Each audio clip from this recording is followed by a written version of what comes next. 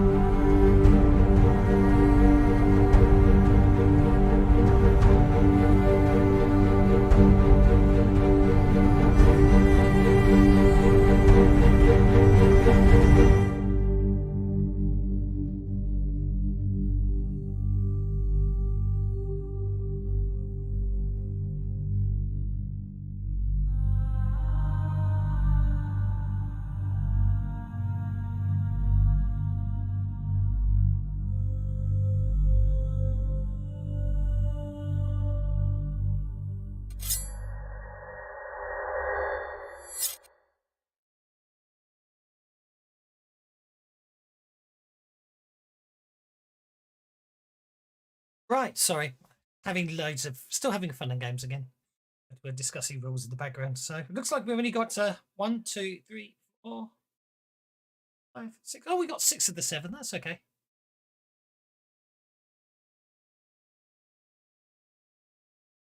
Got distracted and I couldn't tell what's going on. So welcome one and all. Looks like the pop-ups are working, so that's okay.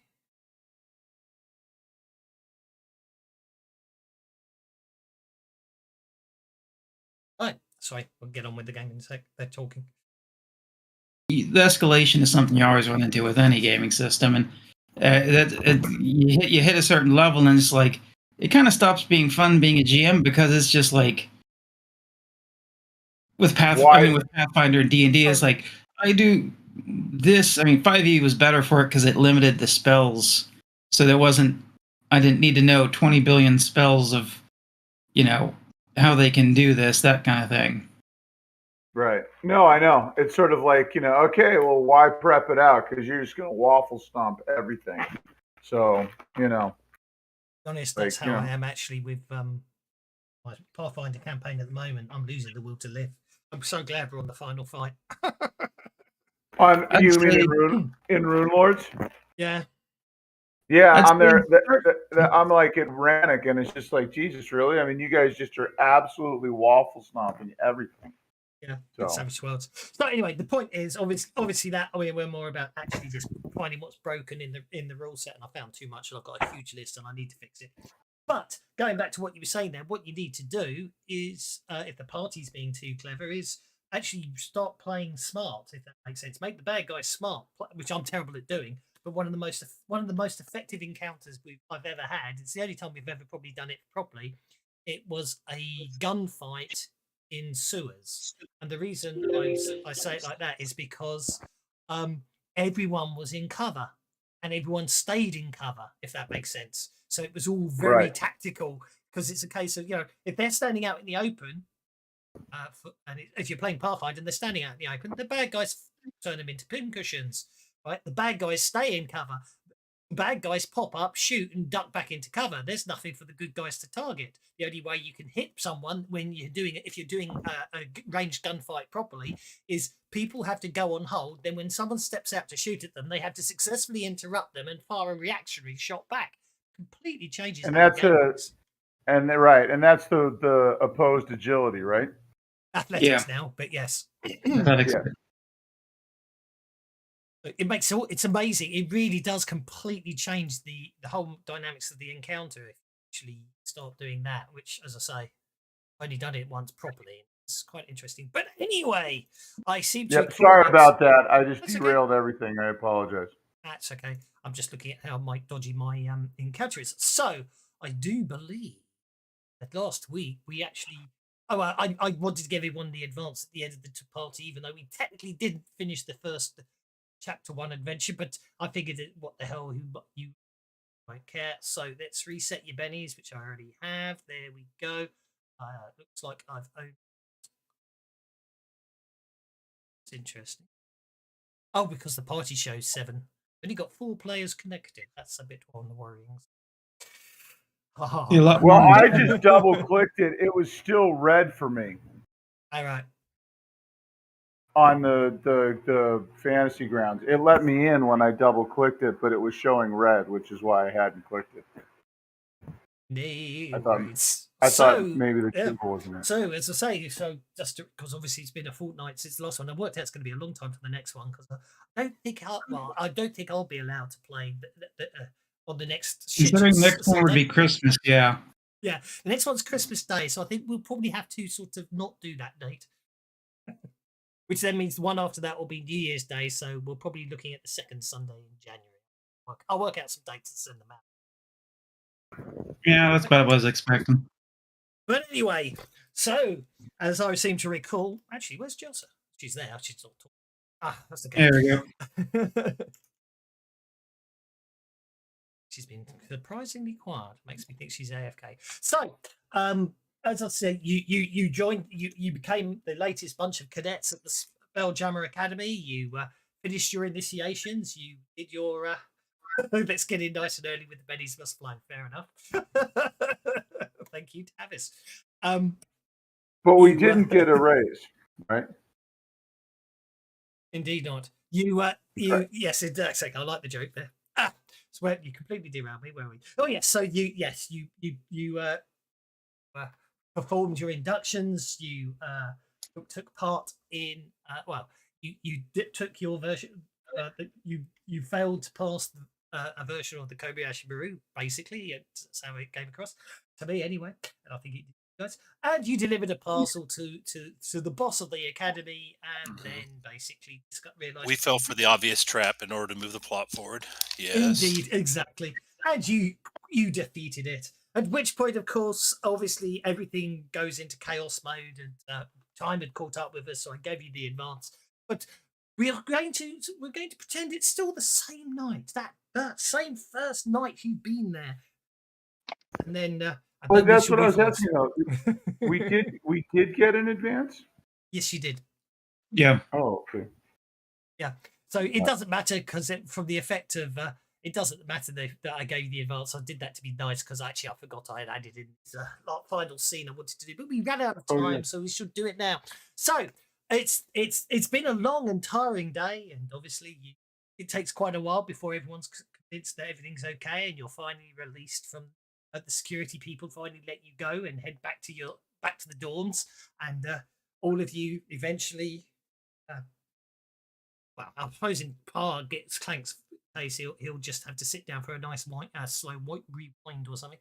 But the rest of you just finally welcome embrace of sleep as you all crash into your bunks,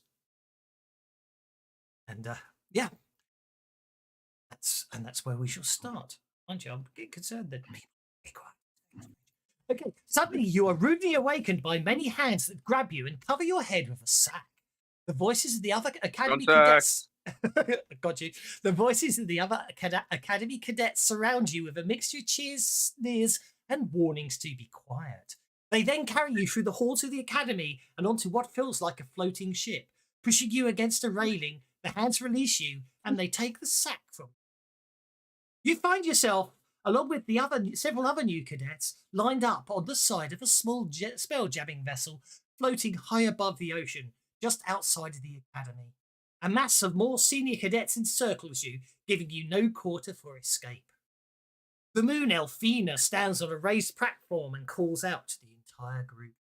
My fellows and brothers and sisters of the academy, these groundlings sink to join our established ranks of spelljammers. Tell me, my good friends, do we allow just anyone to join us?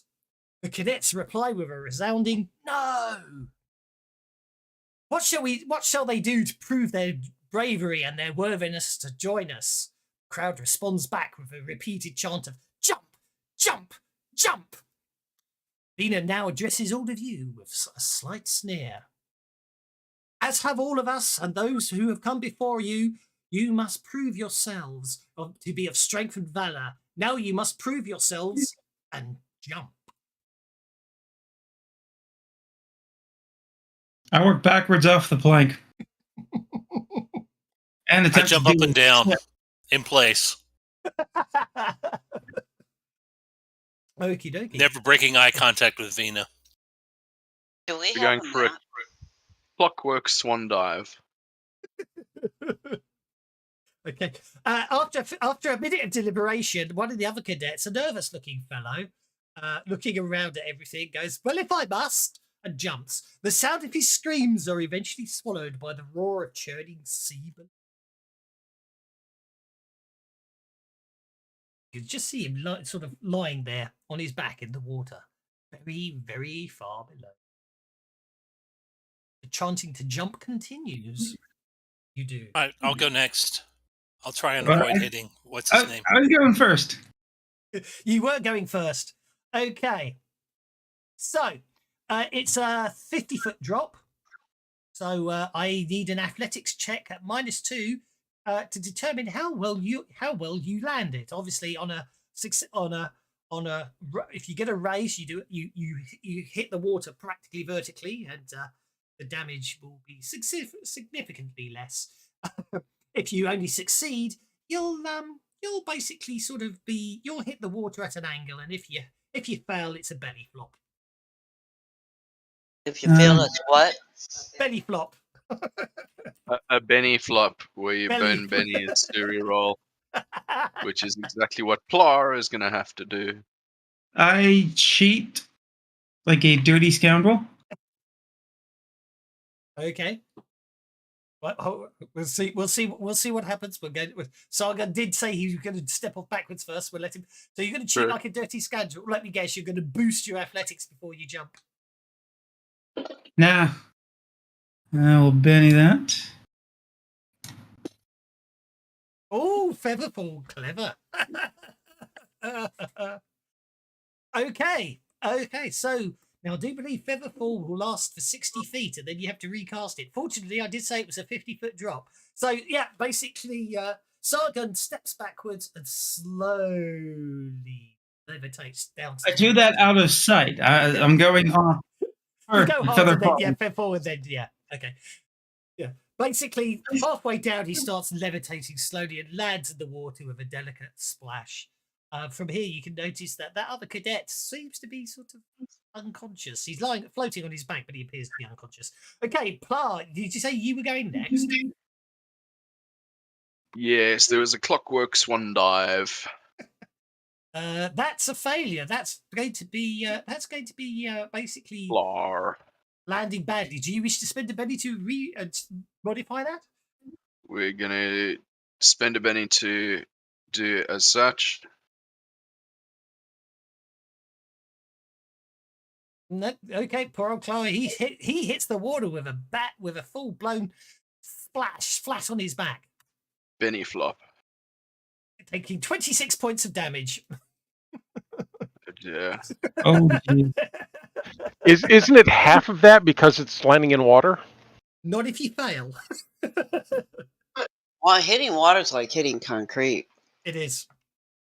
You need to I thought there was some sort of ruling about hitting water took half damage. Okay. Oh, probably normally, but this is obviously the cadet thing. So basically, Clank just hits the water like a bomb, and I'm ignoring it. Oh, I'm ignoring it. I'm ignoring it. I'll do it now. There you go. Stop moaning, Mr. Jiminy. I did see it. I was. I'm gonna go last. So once and you said it's athletics at -2, right? It is, yeah. Okay, so basically, Clank hits the water with a loud splash, and Rattle clank. yeah, and probably Pieces sinks, flying and just everywhere. sinks to the bottom. Who's going next? I'm going next. Go for it. Let's have an athletics roll from you, sir. All right, and I am gonna pull one knee up with my arms, and I'm gonna Okay. yell cannonball, and also look Actually, out that's below. called a can opener.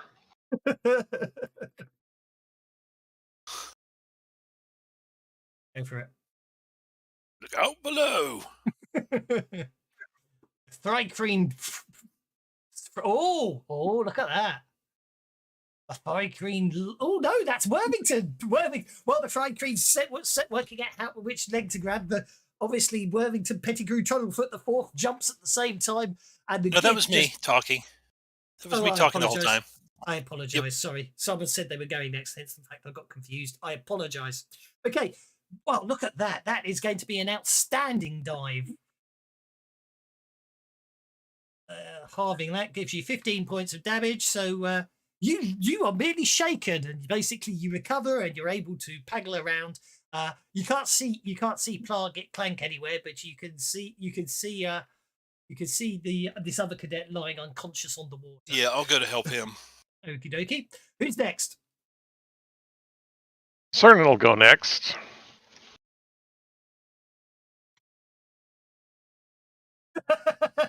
Okie dokie. There's too many players in the party. You see, any I kill now, you see, they can go, and then Jimmy can play instead. Oh, and that is a joke. And you can't blame Jimmy. Yeah, ignore me when I recruited you. No, you could. Okie dokie. Well, I expected to fly and apparently did not. Click, clank. I'm going last. Cernan hits the water with a really resounding smack. He's not. Yeah, you're bruised all over, but you are conscious. It was supposed to be a swan dive. It turned into a belly flop. Indeed. Obviously, this is being treated as non-lethal damage, but so do not worry. That just leaves the Thri-Kreen and the gnome. Jump. Click, clank can go first. Oh, he's okay. Oh, faith shape change. What are you turning into? Is his mic not working today? He was talking earlier. They got themselves muted. If in case they forgot they did it. At least from what I can see. Does look like it. I'm just curious. My bad. Can you hear me now? I jumped in as a bee. Is it working now? Yes. Yep. Now that you're muted. Yeah, I'm unmuted. So yeah, he jumps up and shape changes into like a wasp and flies. Flies. That's just cheating. Now, do we have a plank they're having us walk out on? It's literally just it's the side of it. You're no, you are hang on a second. No, you just basically it's just a spell a gap in the side of the ship that you where you put the ramp to walk down to the shore, as it were. Okay, well, Triss is going to step over to the gap. She's going to lift her flute to her lips, and she's going to play a couple of notes. And as she jumps,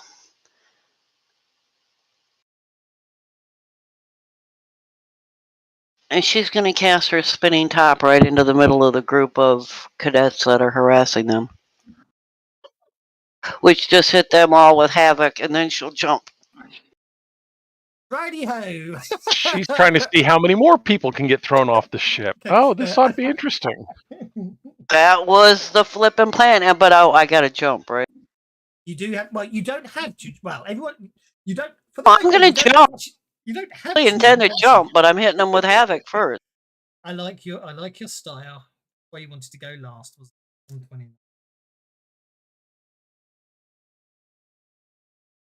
Okay. Okay, you'll send three. Okay, you're going to land badly, but you do send three of them overboard with you. That's fine.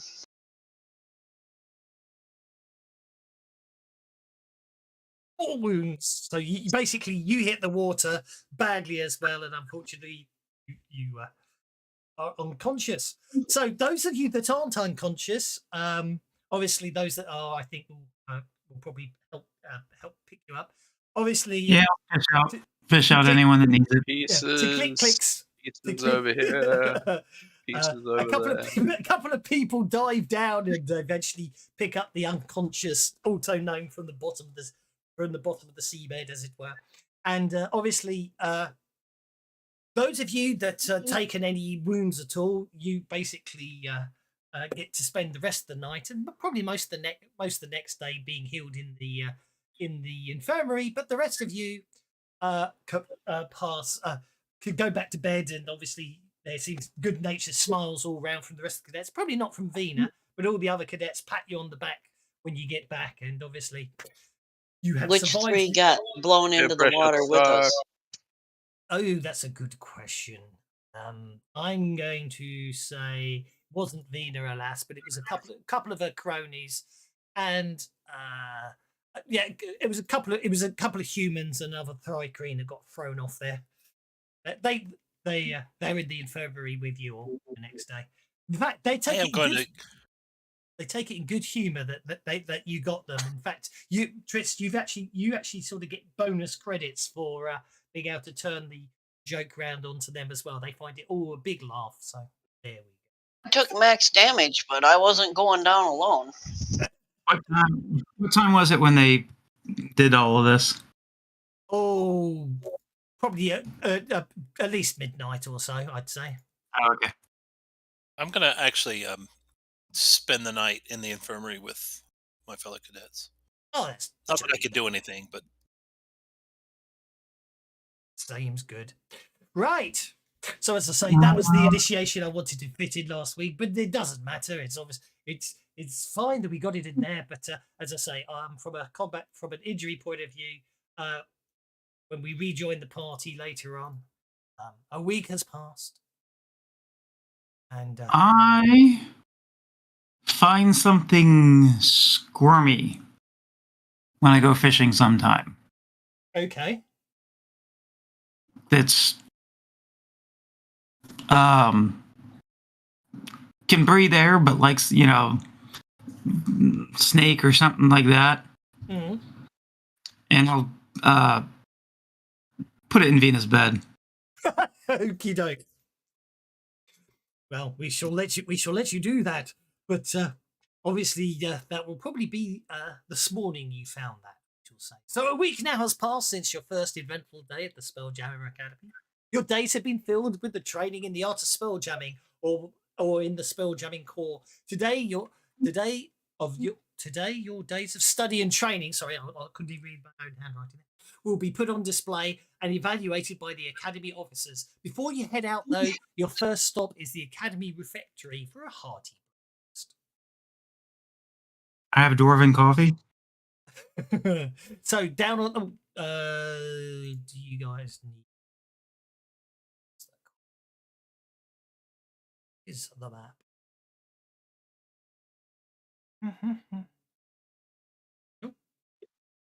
We're in the Citadel Sky Base of Awesomeness, yes? Don't need that map. We don't need that map. We don't need that. We don't need that. We just need the Spelljammer Academy map, just so you know where it is. Okay, and we don't need to worry about it. Let's lock it off, and there's that. I'll share that to give you so you can keep track of where you are. So you're on the cadet quarters level refectory. Zoom in a bit. Are going to be in the refectory. The dormitories are obviously the washrooms and everything else on that floor. Obviously, the Weeping Goddess Tavern is the way you spent most of your evenings, I suspect. Anyway, the room's well lit by a dozen blue glowing orbs attached by bronze-coloured rods to the ceiling. An L-shaped counter to the northwest is covered with small tools, contraptions, and alchemical tubes and containers. Behind the counter, a door bears a sign that reads "Staff." Hey, you have gone through that, but anyway, when obviously as every morning when you get to the refectory, a stocky gif named Petty Officer Winston Ryback is behind the counter doing what he does best, preparing meals for the Academy's hungry cadets. When you arrive, the refectory is holding a dozen other cadets, all lined up before the counter or seated at tables. As has been routine for the past week, when you join the line, you receive a bowl containing a smoky concoction of deep fried meat or beans, your choice, held together with sticky starches. Though the galley cook has never given the dish's name, most of the cadets apparently tend to call what you get served here as gunpowder chowder. So, Laura's really glad it doesn't have to eat powdered chowder. Glixagleb isn't here, so we better take him off. I don't know where he is. He tried to turn up last week, didn't he, poor chap? So, anyway, you've got your meals. There's a number of available tables. Grab my dwarven coffee. Go find somewhere to sit. There's a couple of completely empty tables. There's a table where you can see Vida sitting along with a few other people, a couple of her cronies, and some other cadets who basically, as far as you gather, are sort of basically part of her team, like your own team. They don't. Some of them, you get the impression they don't necessarily really like her, but they're obviously sitting together as a team. There's another table where that lad who was the first to jump a week ago you haven't seen him since, but getting on a table on his own at the moment.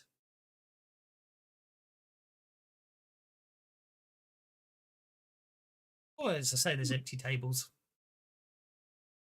Did he die?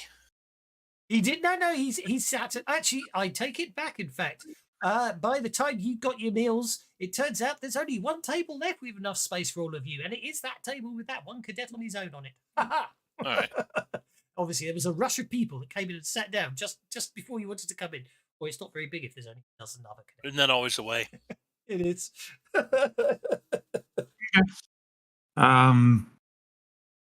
Like I said, I sit down with my gunpowder chow and my dwarven coffee and just enjoy. Keep a side eye on Vina just in case she's going to cause any trouble. Indeed. But eventually, as the rest of you get served your food, you all set up and sit down. The cadet, he's a human. He's a young chap. He looks up as you all sit down and smiles nervously as he glances up from the book he was looking at, well, half-heartedly eating the food, and sort of smiles nervously and then looks back down at the book and sort of lets you get on with whatever you want to get on with.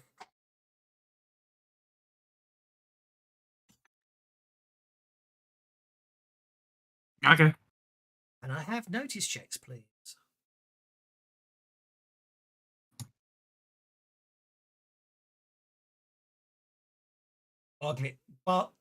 It Clank's obviously still got water in his hearing orifices. Absolutely oblivious to anything. Well, probably just a little bit of rust. Probably a bit of rust, yes. However, Sargon, Cernan, and Trist do overhear.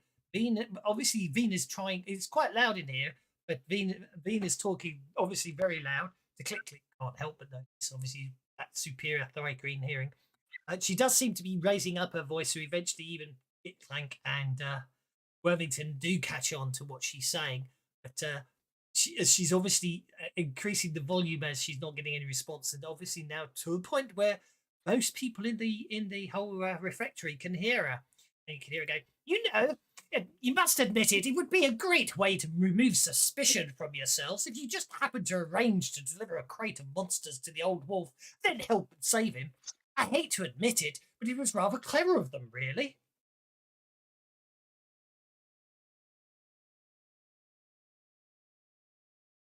You notice now more. You notice that some people seem to. Obviously, you now notice as you're looking around that quite a few people seem to be giving you furtive looks from now and again, and people seem to be talking and whispering.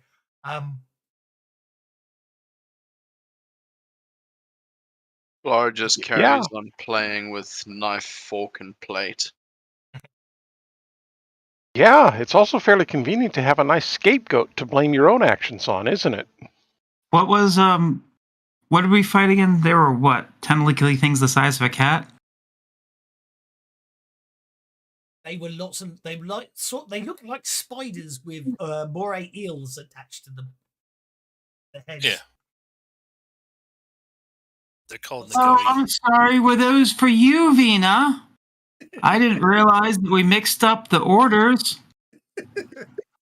She scowls and looks. People laugh around the refectory. She scowls and looks annoyed. But okay, we're going that way, aren't we? Right.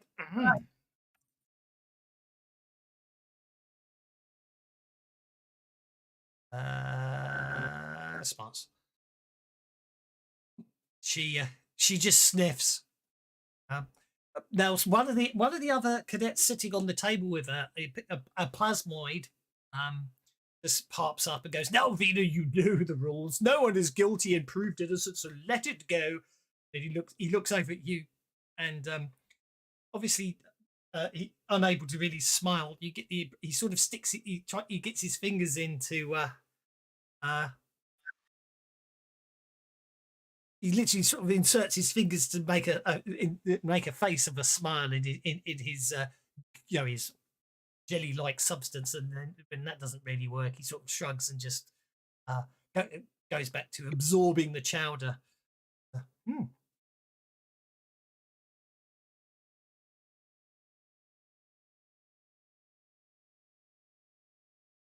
Absorbing the chowder is the latest prog rock group. That's more like an album title. At which point, as I say, at this point, you basically looking at the other table where Vena's sitting. Obviously, she's got a couple of faceless cronies with her. They seem to basically follow her around everywhere. A couple of humans. Also sitting on the table is the plasmoid Fred.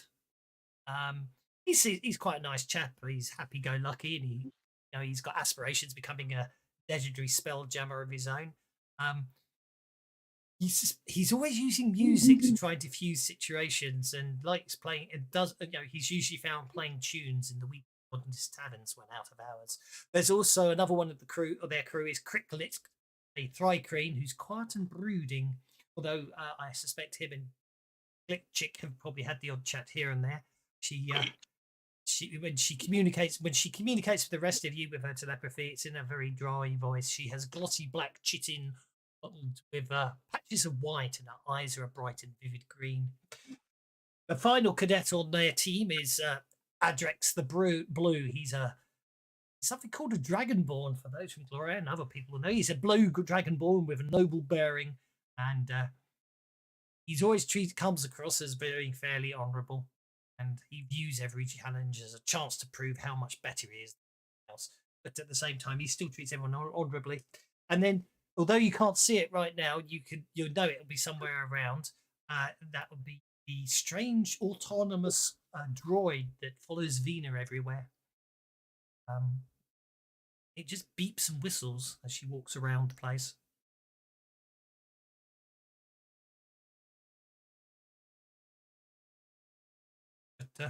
And obviously, if you're leaving Micken to his food, then breakfast can be finished and you can press on. Or you can leave certain things in certain people's beds, I believe. Get back to anyone else.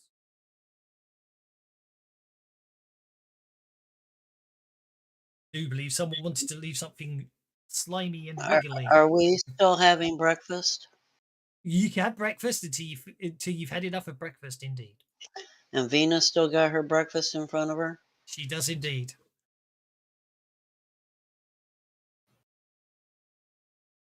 And now it's in her lap. Food fight! No, she didn't see me do that. That was telekinesis. Just jumped off the table and into her lap.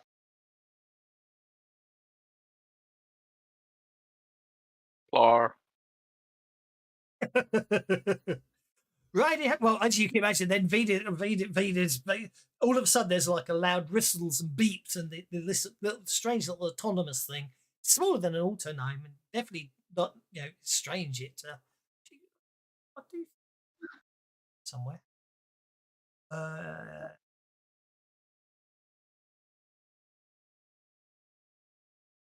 And Trista's looking at her plate when this happens, so she's just innocently sitting here eating her breakfast. It's all well and good. Oh, new me. Turn that off. And TPK on like so, and then square. Come on, be a square. There we go. And zoom it in a lot. Might have to zoom in a bit, but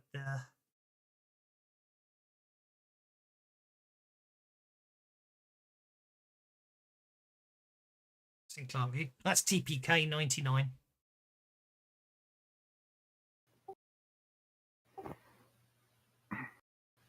Looks like Anders droid. It comes buzzing out. It comes buzzing out from under the table while Venus getting very angry and annoyed, and they're looking around, shouting loudly, and basically scooping up the food and scraping it off. Basically, it uses this sharp blade that extends from it to scrape most of the food off her clothing. Venus storms off to the washrooms in disgust. I'll stop by the kitchen and get some extra bit. I mean, this is a day off, right? No. It's breakfast before your day of testing. Oh, okay.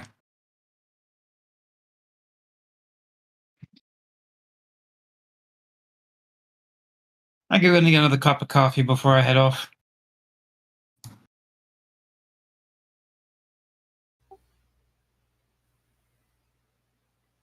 Indeed, that's absolutely fine to say. You only have to basically report to after breakfast. You just have to travel to the main hall of the Academy simulations deck at 09:30 hours. Begin your test.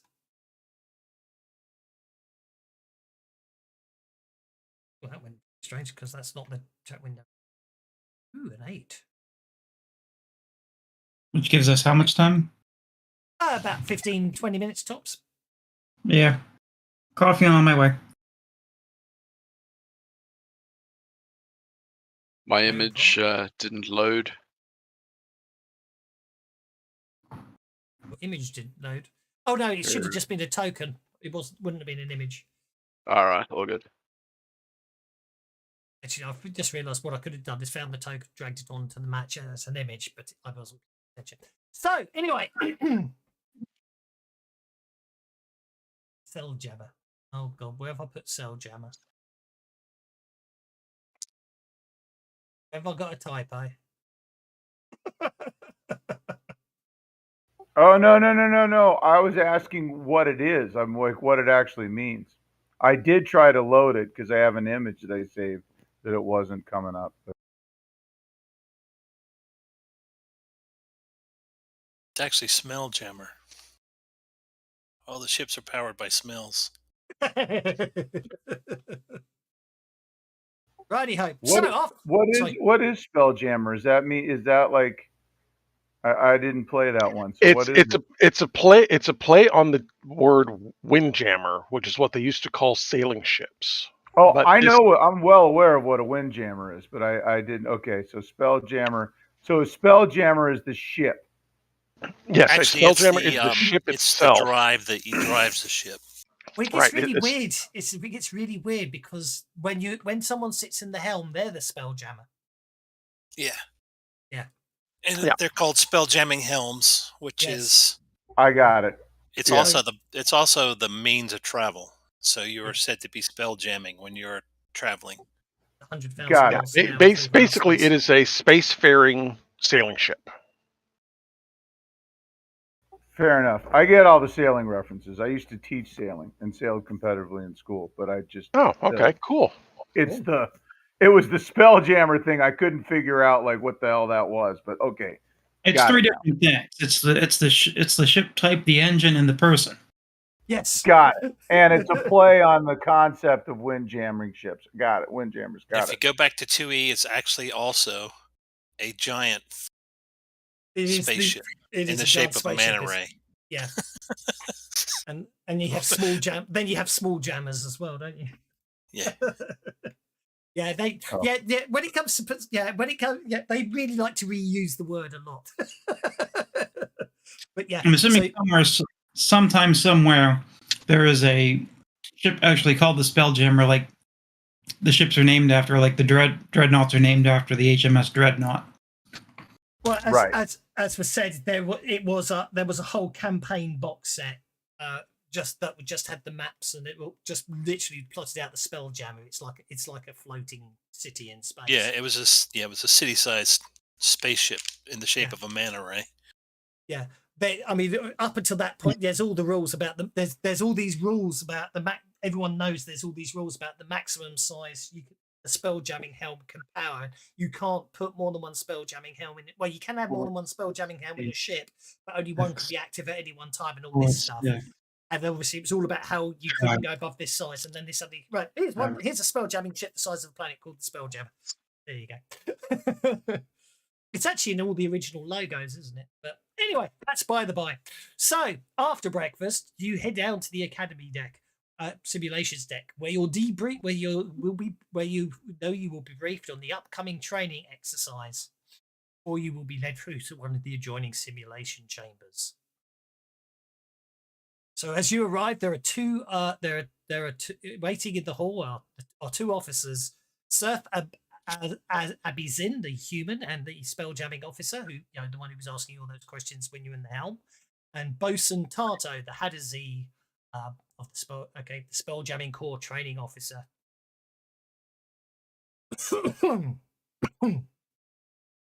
You arrive at the deck at the same time as another team of cadets, all of you gathering in the main hall where your training officers are waiting. A few members of the other squad murmur excitedly, but a glare from Bosun Tarto as she chews her cigar quiets them. Seth scans the congregation with silver eyes.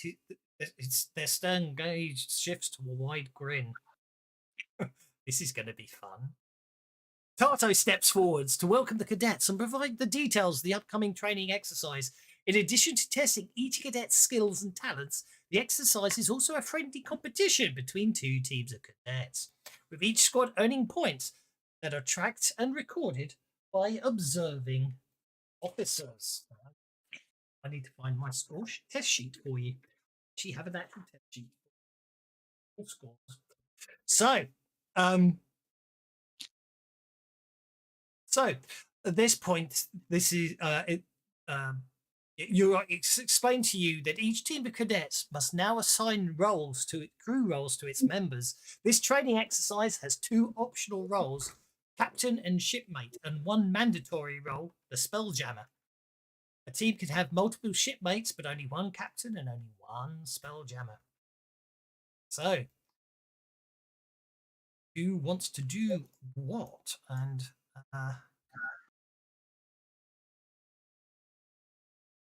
so who's fighting for captain? Yeah, don't let Plar try and skipper one of these things, but is very able at the winch. So, obviously, to be the Spelljammer, of course, requires a keen mind, focus, and magical talent, or arcane talent, or psionic talent, or mystic talent. We got a couple of people that can be the Spelljammer. Yeah. But let's face it. Weren't there like 3 of us that actually passed the spell jamming test? Yeah. Yeah. But let's face it, the competition's going to be for who gets to be the captain. Yep. Obviously, he also goes on to explain that a crew relies on their captain to be intuitive, sensible, fair-minded, and decisive. It should be pointed out at this point, if you hadn't already guessed who the other team of cadets are, Vina has already declared herself to be captain of the opposing team.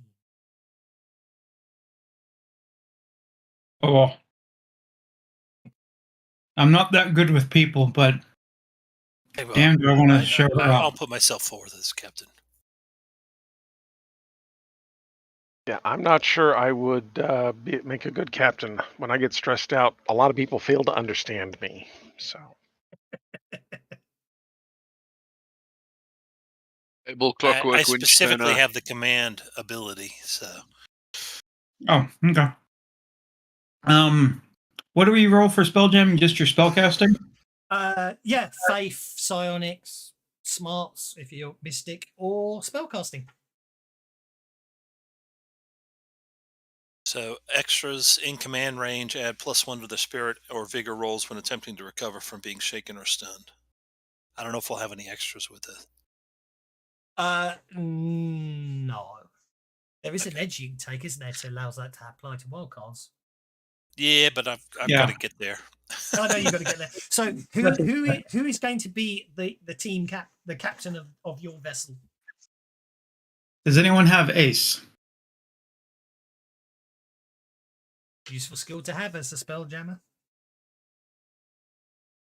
Because in all honesty, I didn't really focus on piloting. I mean, I can do it, but I didn't really.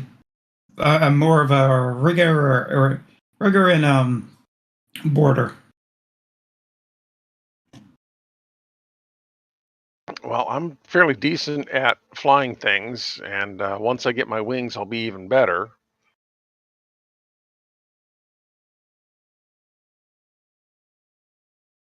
Don't forget, anyone who you should all have your PowerPoints back, by the way. I'll be captain. I have no problem doing that. So Worthington Pettigrew.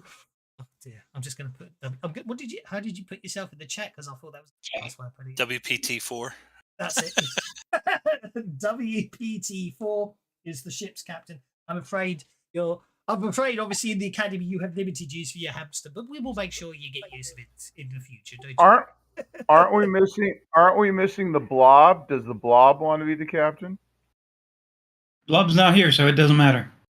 I think the blob shorted out the seat. Yes, he did. Well, we're talking about pilot and captain. We definitely do not want him to be pilot. Yeah, spelljammer is the terminology, but yes, as Pants put in the picture there, the Legend of the Spelljammer, that blue silhouette at the bottom was the Spelljammer, but that was the fourth use of it. So at the moment, I've got WPT the fourth as captain, and the Spelljammer is your Atamar Cernan, and the rest of you are therefore crew. You do have the shipmate option as well. A team member in the role operates the ship's training, rigging, and shipboard weapons. The shipmate is in charge of the shipboard. So we could have a shipmate if you want. Don't you want Trist in charge of the rigging? Are these magical weapons or mundane weapons? They'll be normally basically spelljammer weaponry tends to consist of catapults and ballistas. Shooting, yeah. So yeah, nope. You'll need to get someone else for shooting. And say shipmate's optional. Not all. I'll do the shit. Click. I'll do the shooting. Okay. It's your shipmate, and that means the rest of you are just crew. Wonderful. Thank you very much. Does anyone have a really good notice?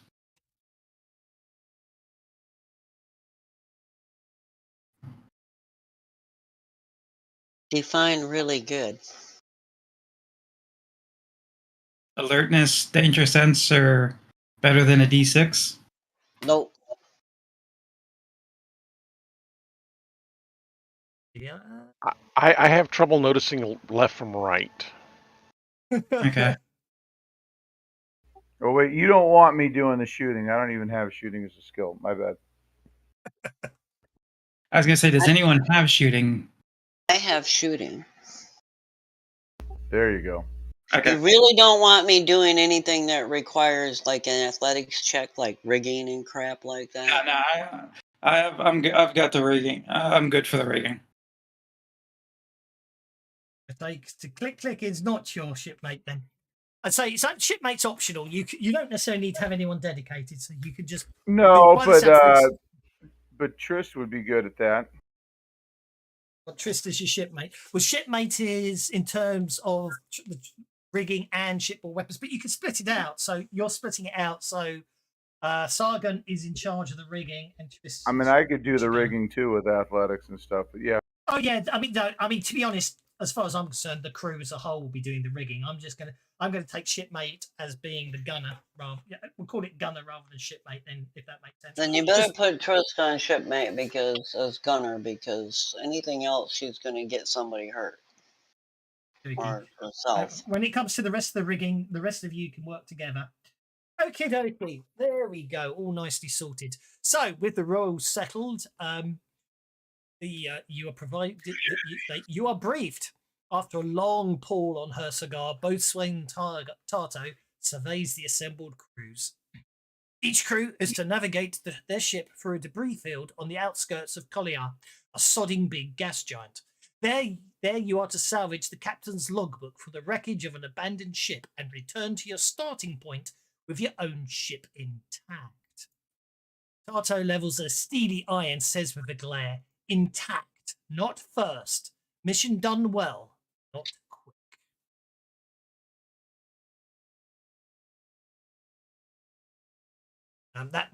That quiet fellow who jumped first and sat at the breakfast table, Micken, he sort of nods as your direction as Vena and her crew head off to one into the training simulators as you head off to the other. So you walk into this broad circular space with a domed ceiling. Its stone walls are carved with arcane rules that fill the area with bright light. Each chamber is equipped with a training version of a spelljamming helm. It creates complex illusions designed to test your speed, skill, and ability to work together in this. So Serpi Abazin accompanies you to the simulation chamber where Master Billip, the Academy's autonomous quartermaster, is preparing the physical aspects of the simulation. Master Blip hurries over when he sees you enter, his eyes shifting to a green colour as he greets you. The autognome basically smile. The autognome's mechanical moustache rises in what his form of a smile is as you come in. And as he greets all of you, then his eyes shift to a bright blue as he hurries over to the table set with magical gear and mysterious devices are recognizable to you, and reports that everything is ready to go. Master Blip also handed the assigned captain 2 pages of parchment, a wild space map that shows the route to their destination, and a crude sketch of the logbook you're supposed to retrieve. Surf then directs the characters to the training around the training helm atop the platform. Once you're in possession, steps back from the platform, holding his palms outward, and begins an incantation. The sigils scrawled along the walls and floor glow brightly, intensifying as the training officer weaves a powerful illusion. Good luck, cadets, he says, and don't be afraid. Though these illusions are realistic, thanks to my arcane prowess, they are just that, illusions. Blue and white lines form around you, etching the shape of a ship deck around the platform on which you stand. The room then melts away amid an explosion of colours, textures, and sounds that mark you on the deck of a ship that is shaped like a gigantic hammerhead shark. The ship is situated in the sky dock atop the Spelljammer Academy. Scudding clouds fill the sky above you, and on the Academy map that is a hammerhead there on the map. So clouds.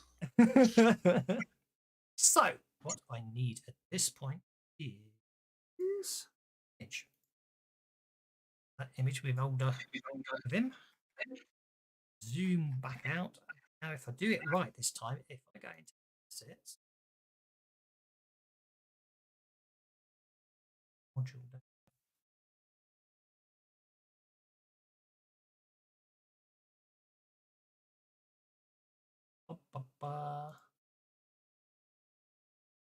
Horrible feeling.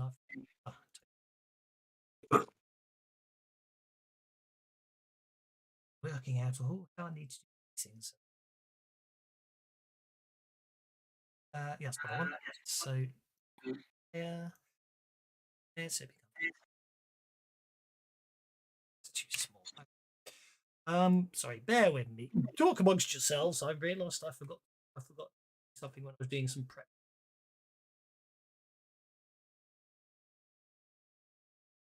Oh crunch! Now I'm going to put Blar, blar, blar.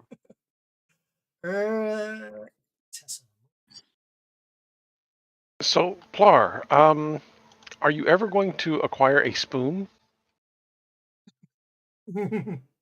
No, spoon is for soft food. There is no spoon. That's Plar the is answer I was into expecting. Plar is only into proper hard food that gets infected because it requires like a one weapon which has like 3 pointy skewers and then another implement which is a big blade. Yeah, spoon, no respect for soft food. To be fair, spoons are really meant for shadowy work or bloody work. Yeah, for measuring ingredients. No, for scooping things out or when you really want it to hurt. Jesus. Plar. Do you believe in the case of Blah? That's after all that was the wrong one I copied in. Try that again. Sorry. I just wanted to give you a nice ship so you could sort of stand. Mind on you, it. I'm pretty sure Blixabed would think the spoon was far more threatening. Oh, is that Flubber? There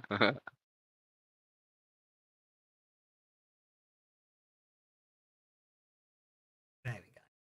I then drag this one out to go like so, then lock it back. This one back on there like so, and then this.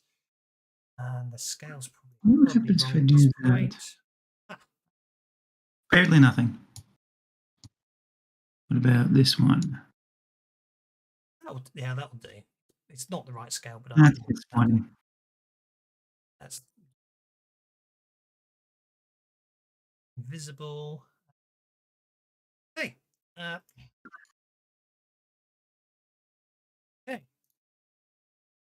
I'll give you a say. Shouldn't matter too much unless we need it, but there is a map of there's a hammerhead with position yourselves on if we need it. You can see that it's got 2 catapults, and catapults are forward facing and rear facing. The ballista on the upper deck appears to be mounted so it can be rotated. Obviously, the Spelljammer helms below the main deck, so you're okay on that score. So, okay, so basically, once the mission begins, which is now, you must take off and send into wild space. So what we need is we need Cernan, our Spelljammer at the helm, sitting on the Spelljamming helm. I'm not getting any kind of picture on that hammerhead. Just got a black screen. Oh well, if it doesn't come up, it doesn't come up. Close it and reopen it from images. Sometimes it can be funky like that with their new stuff, I've noticed. So, as I say, it's only if we need it. I wouldn't worry too much. So we need. Okay, sir, all eyes are on you as you prepare to do your first takeoff from get up to orbit. I need is a arcane check, please.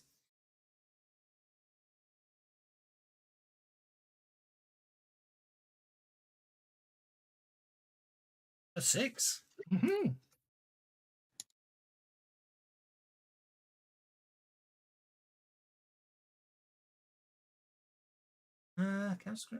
That's interesting. That is.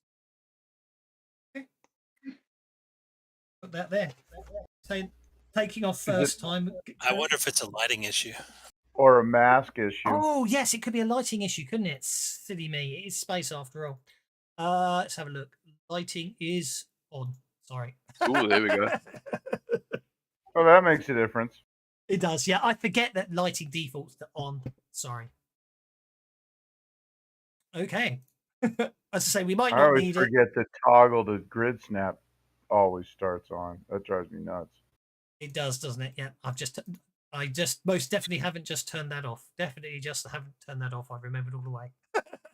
Okay, so the island of Dimbril disappears quickly as you're beneath your ship, which passes through the clouds until the spectacular void of wild space comes into view. So, from Cernan's perspective, he's basically no longer looking as he's got his own body. He's appears as he's standing on the deck of the ship, and obviously is, for all intents and purposes, part of the ship. Is the engines that are powering you. So, okay. Meantime, captain and the crew, obviously the helm. At this point, obviously, assuming you've got the ship up into orbit and you're orbiting high above the ground. Can I have notice checks, please, from Trist? I think is the only one that would matter to. No, that's absolutely fine. Wouldn't worry about it. Now, is there a crow's nest on these, or? Hammerhead. Let's have a look. Modules, spell jamming adventure guide. Hammerhead. Transit. Drink. Hammerhead. Ship. No, there isn't. Okay. I'll be up in the rigging, but yeah. Hammerhead doesn't have a crow's nest by the look of things. It has a mast. It doesn't look like it's got a sail. No, it's Got some completely. kind of pole. I mean, it's got the tail and the fins that actually help with the steering. Yeah. Right, but a crow's nest is at the top of a mast, so Yeah, exactly. Yeah. It has got a mast though, because it's got rigging to get so you up could- the mast. Yeah, Got a mast of some kind. it has. Hang on. If we go back to the Astral Adventurer's Guide, Astral Adventuring, you should be able to open this one up. Hammerhead ship. It does appear to have a sail actually in this illustration. If you look. Yeah, it looks like it's just a single sail off that main mast. Yeah. Trying to remember the classic image. I'm gonna have to find it for the second edition version.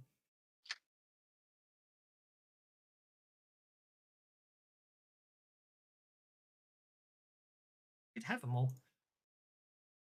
And the spell jamming seat is under the sternxle, right? Yes.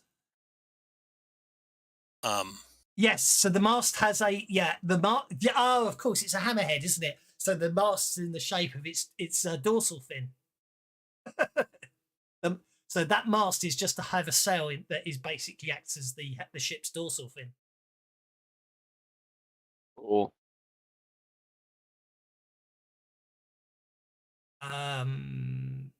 Okay. What is the name of this here vessel? It doesn't have one. Uh-huh. Well, you haven't been told it anyway. Let's put it that way. So anyway, having put the ship up into orbit, obviously the captain was given the chart and the route. So obviously at this point, this is where the crew, the captain and the crew, it's obviously a team event, must plot and navigate the course to the destination. Therefore, the captain can basically make a boating roll, or persuasion at -1, or intimidation at -1 to shout at the crew to get them to the route he's plotted. But obviously, we need a boating roll from the captain to plot a course for the ship to. The crew can assist, obviously, the captain on this task if they so wish by supporting.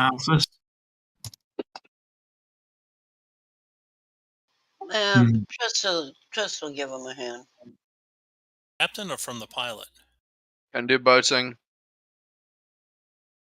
Yeah, it's a +1. So that's a +1 +2.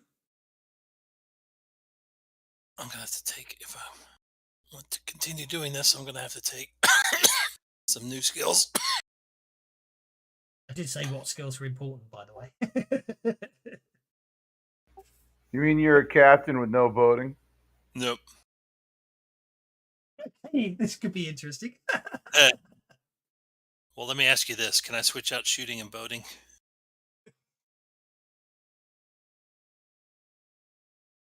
What would you switch them with? Shooting. Remove shooting, add boating is what he remove means to shooting do. and add boating. I don't. If you so wish, of course, yes. Of course, you're going to be a cavalier, yeah. You're all about getting up and close and personal, aren't you? And challenging people to. Yes, I will allow you to switch shooting for boating. Just this one. It's like that.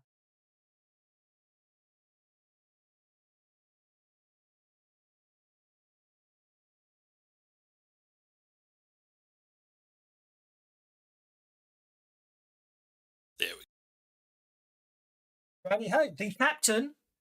The captain has plotted a course. He obviously shouts it out and obviously commands the Spelljammer helmsman to direct the course. And as a crew as a whole, you need to make a group boating or athletics, if you don't have boating, check to adjust the rigging and steer the ship on the course given. And we need an arcane roll from the Spelljammer to make sure he goes on track.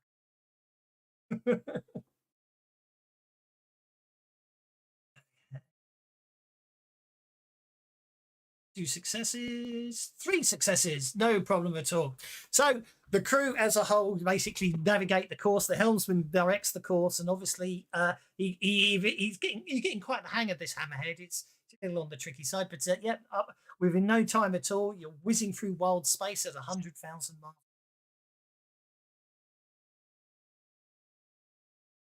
So basically, you're in an open air boat. Yes, in space. So they're going for realism. I don't know.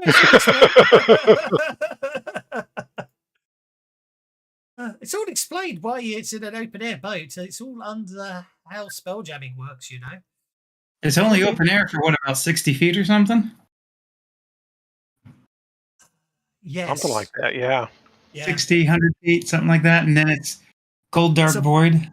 Basically, when a spelljamming helm is active, it generates a gravity plane that runs through where the ship would float at sea level. So there's a gravity plane generated by the spelljamming helm on a flat level plane through the middle of the ship. So you can drop things off the side of the deck and they'll bounce up and down as they sort of fall into space, because wild space is weightless. When you left the planet's atmosphere, that gravity plane that the spelljamming helm was generating took a bubble of air with it. So you're flying in a bubble of air held in place by your gravity plane. If something happens so you lose all gravity, then the air just floats away. So I don't need to environmentally protect my cold-blooded body when everything's working. It's when things aren't working that I need it. Well, actually, to be honest, most of the time you probably do need it, because you're I seem to recall you actually look at the temperature. It's quite horrible. I'm cold-blooded, yeah. So I need environmental protection. I'd cast it, but no, I think it's considered room temperature. Which you think this is the problem? I think he's cold-blooded, so basically, if you spend more than 18 degrees Celsius, so you'll be okay. Yeah, you'll be okay. You'll be okay. You don't need to cast it, so you have your power points back. But obviously, obviously magical effects or anything that chills the air or anything will come with it. Over time, obviously, as you breathe in the air, it will go stale, and if you spend too long out there, then air does become deadly. When 2 spelljamming objects meet, and by spelljamming objects we mean anything in wild space, it could be an asteroid or a planetoid, but when 2 objects that have air bubbles meet, the air bubbles mix and part again. So if you've got nice clean air, you go in the air bubble of a larger ship that's got stale air, unfortunately, because they've got more stale air than you've got clean air, and what you'll end up with stale air, if that makes sense, when they've mixed together. But I won't. The only time you're really in trouble, and when your environmental protection will become very handy, is if you spend too long out here and you get stale air goes to deadly air. See, it's just basically you've got a bubble of carbon dioxide around your ship, and that's obviously a little trickier to stay alive with. But I wouldn't worry about that from now. Your ship's accelerated to spelljamming speed. You're racing through wild space towards the destination. After a minute or so, however, though, the ship returns to normal speed, so it drops out. It's not like a sudden blunt, but basically you suddenly drop out of spelljamming speeds back to sort of normal cruising speeds, which always happens if you come into something that's causing enough gravity to slow your ship down. A school of giant space eels swims past the ship, and each eel discharges a bolt of lightning as it zips by. Your ship is caught in an electrical storm generated by the eels, which basically causes a number of fires to break out upon your deck. I can fix anything. Okay, so basically, here what we've got here is it's obviously a this is going to be a group dramatic task. There's a few of them coming up. I hasten to add. But obviously, what you've got to do here is there's a purpose of you need to try and avoid most the captain shouting directions on the crew. And basically manning the tillers, sort of controlling the sails and everything. Will try to avoid, and the helmsman will try to avoid most of the electrical discharges, which will limit the damage caused to the ship. In the meantime, the crew can either fight the fires with athletics or help steer the ship with boating. And obviously, all it being a dramatic task, we just need a number of successes. You've got one round of checks to do this, and I shall just basically use a nice combat tracker to make things nice and simple about the order. So we're not worrying about cards, so don't worry if you've got a card on your thing. I just want to know what you're going to do. Unless it's a and how you're going club. to do it. I'm not worrying about clubs as such because I haven't dealt them. Do you know what I mean? I'm not worrying too much about the clubs. Oh, fair enough. You didn't deal. I didn't. Yeah, if I want to be really, what I should really do, actually, you're quite correct. I should really. Target Kank, you get to go first. So basically, there's a number of small files on the ship, and basically the electrical discharges coming from the swarm of eels that are zipping by. What do you wish to do? Be helping out with the steering of this here vessel and Okay. make a boating roll. Go for it. Meh. That windlass just obviously got away from you there. Yep, just carry on contemplating his clockwork existence. Oh yeah, I do it. Yeah, I do. I'm not going to worry about the car. I'm just going to do it. Worthington Pettigrew, the fourth. Right. Is there do we have buckets of sand? You will have firefighting equipment aboard the ship. Yes. Okay. Is there a bucket near me? There certainly can be. This is all theatre of the mind, and you can run around the ship as it were. So. Yes. Well, I will pick up a bucket and extinguish a fire near me. Okay, that will be athletics at -1, please.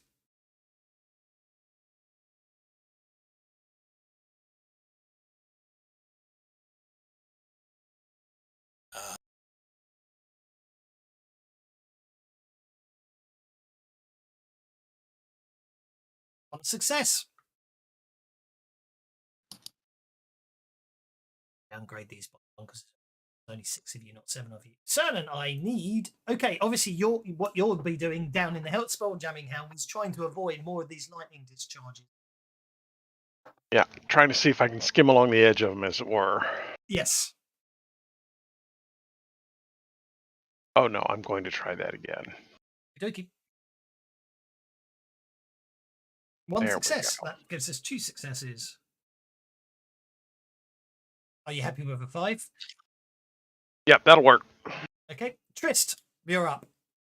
Well, Triss knows if she tries to help put out the fire, she's more likely to set herself on fire. What are our other options here? Boating, you could try boating, or you could try supporting someone else, of course, instead of rolling yourself. Well, I was wondering if there was the option to try to drive the eels off, but I can do both. Certainly, yes, that seems perfectly reasonable. But boating's fine. That gives you a success.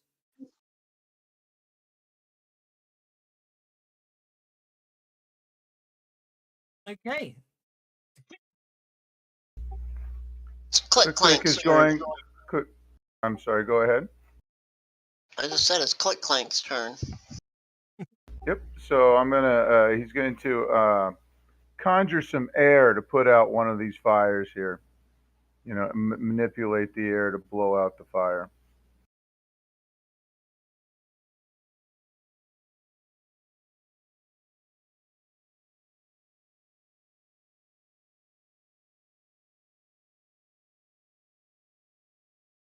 Oh, that was a waste of a penny.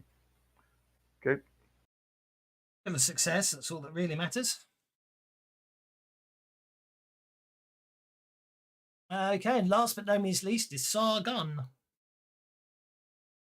Okay. I'll use my agility to and handiness and moving through ropes and stuff to help get to the fires that are hard to reach Okay, and such. go To for it. put them out. Yep, athletics it is. Everyone's dice rolls have been disappointing today, haven't they? Blank. That's a success. Okie dokie. Right, you basically okay. So, it takes a bit of time, but you managed to navigate through. Okay, so unfortunately, no one got the raise there. So, you got 5 successes, which means some consequences.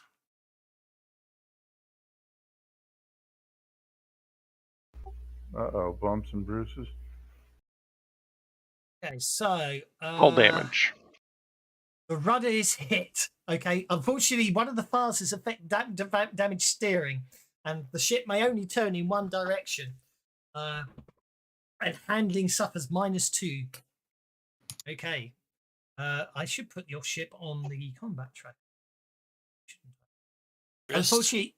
Unfortunately, basically, your hammerhead has taken a wound, and also has Taking a damage hammer to shredder. the head.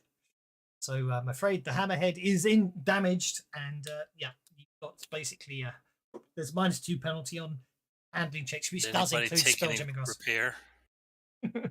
I can fix anything. All right, see if you can fix that rudder. Yeah. My dad's a TV repairman. He's got a gnarly set of tools. I can fix it.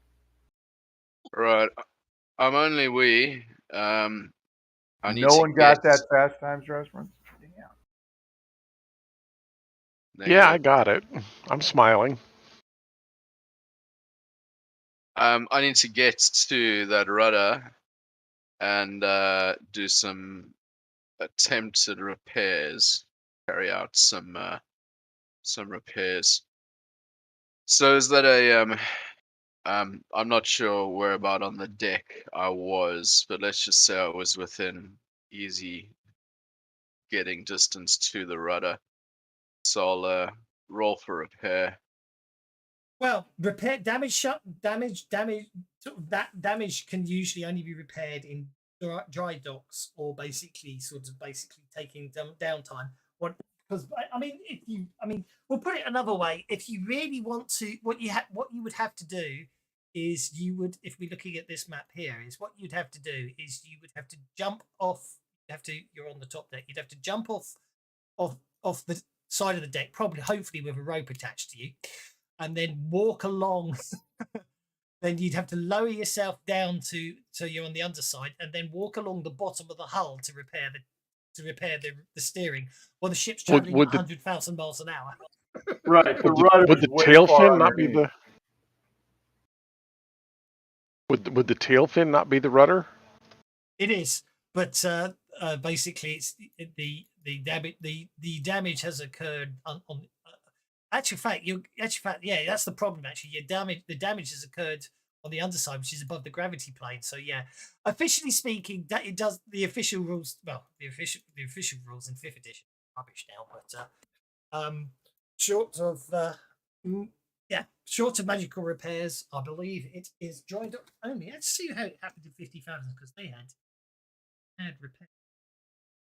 repairs. Page 39.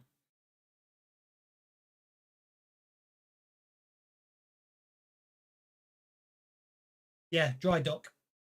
Actually, it's interesting. 50 fathoms is an exact copy of it. Oh man. Okay, so a lot of rules. Yeah. This hammerhead is going to be swimming in circles until we get that sorted, right? No. The hammerhead's not swimming in circles. You can only turn left. Okay. It just means that I've got to kind of play around with my piloting in order to be able to get to where we're going. Okay. Basically, yeah. In which case, I I will come up lend with some other my referrals. boating skills to the effort rather than my repair skills. Is there any boating I can contribute to? Oh, it's okay. You can all assist later on. I mean, the idea is the crew would use their boating skills to provide assists to the everything else, which is what we're doing on a dramatic task there. Basically speaking, yeah. Being a dramatic tasks are quite fair, a bit nasty. The fact that normally someone needs to get a brace usually just to be completely successful. But don't worry. I mean, this is the whole part of the test. You see, you are learning. That you don't forget the Kobayashi Maru test. It doesn't necessarily mean it's fair. This is all about teaching you the horrors and dangers of wild space. You are cadets after all. Okay. Basically, once the space eels are a safe distance away, your ship starts resuming its journey, traveling rapidly at spell jamming speed. And in another minute, at its simulated state, see, they've obviously compressed time here. Your ship arrives at its destination, where basically, according to the map, where the abandoned ship notebook from supposedly is located. It appears though it is at the center of a cluster of asteroids, which means reaching the ship means safely navigating carefully through the path of the asteroids.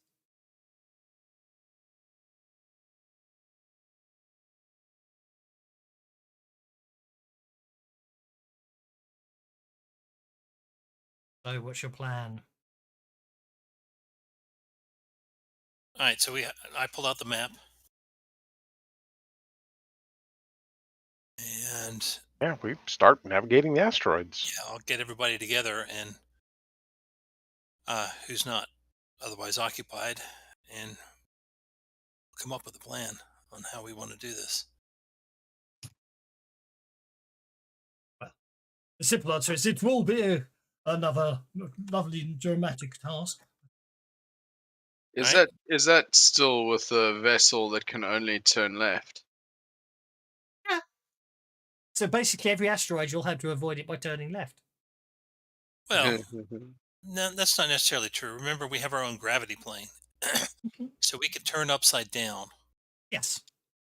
Exactly. Don't forget 3-dimensional. So you can go up, down, and left. So that's fact. Yes, you can turn upside down and then to turn right. I suppose. Yeah, quite correct. Yeah, that's what I'm saying. Yeah. Okay. So it's relatively straightforward. It isn't, but that's by the by. So all we need is some penalties. So you just need to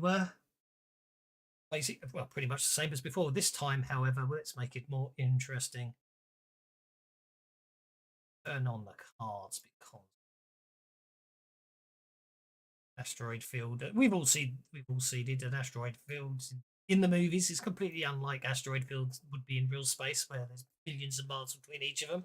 But we're talking sort of chances of safely navigating asteroid field type asteroid fields rather than asteroid field. Plus, you get the impression that they like making stuff hard. So, Sargon, you're up first. No, Cernan got it. Oh, I'm not doing it. I don't actually want anyone to do that. Cernan, Okay. Sargon's first. I'll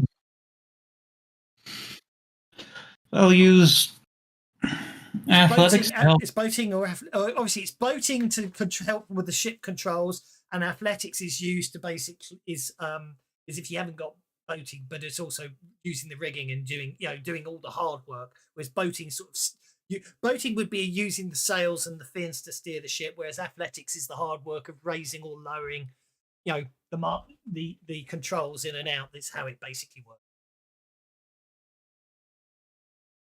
Yeah. I'll be using my athletics since it's better than my boating. That's absolutely fine. One success. Was a 5.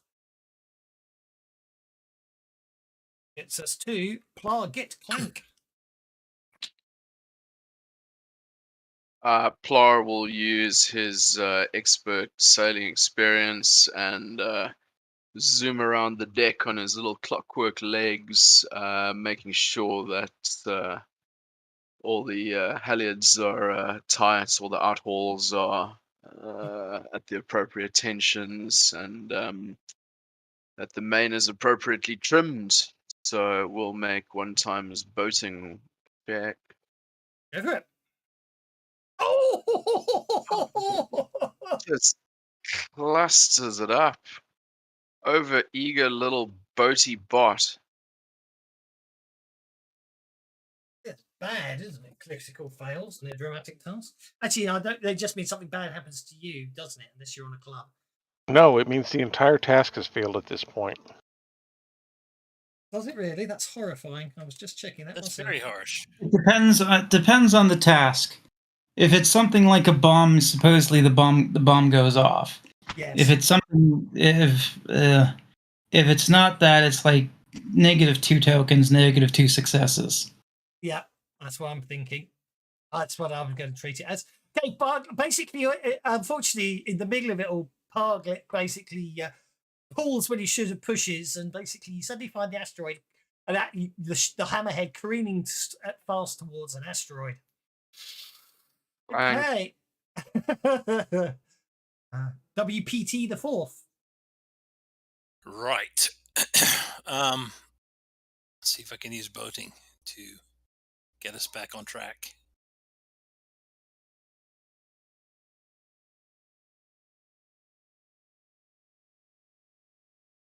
So the 7, but the dramatic task is a -2.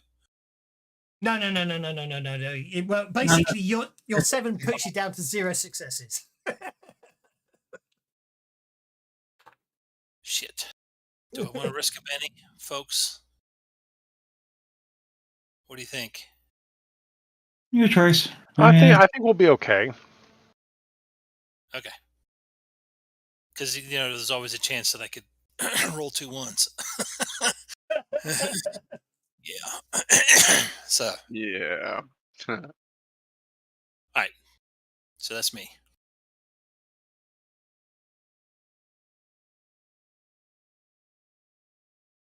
Sorry, I'm just. Oh, it works. I can use it now.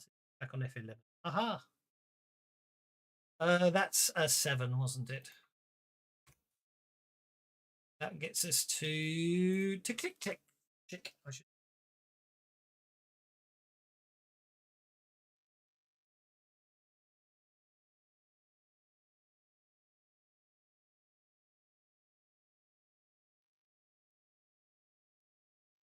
Gone away. Oh, no, he's rolling. He must be on mute. Oh dear. Dice are not very friendly for you. Eh?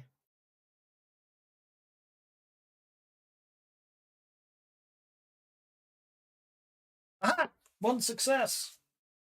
But Joe, I can't find anything anywhere it says what happens if you quickly fail on a dramatic task. I know I've seen it before. That's absolutely fine. And that brings us to Trist.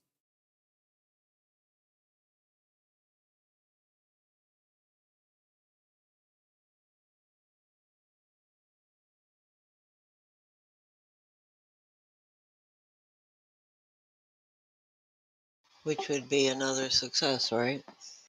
A 4 would be another success. Yep. Right. Apparently, it does mention it here. I just couldn't see it. It's not very well defined.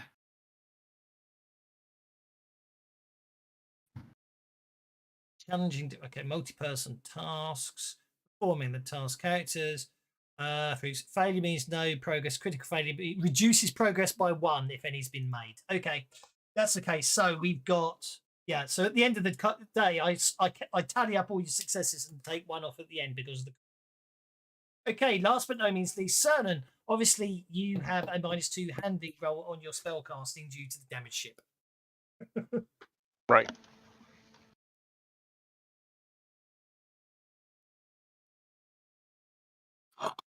Well, I think I will Benny that at least once. Okay.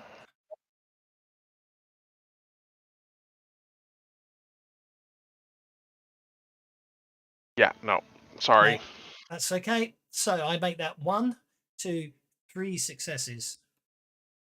Should be okay. Obviously, that was the table I've got to take 1 off this table because I tallied it for all 7 of you being here. Where is he? I wonder if he saved the day. Character. Can't remember what his stats are like. His boating. Yeah, see, look, it's all his fault. It's all his fault. Look at that. Oh, he only got a 7. That would have been enough to stop you crashing on the first task. And yeah, no, he wouldn't save you on the second task. So I'm afraid to say, unfortunately, you think you're doing very well, and then all of a sudden, Target Clank accidentally pulls too hard on the jib, causing the ship to go about, and an asteroid basically scrapes along the side of the hull. Blank. At this rate, we are going to fail this test.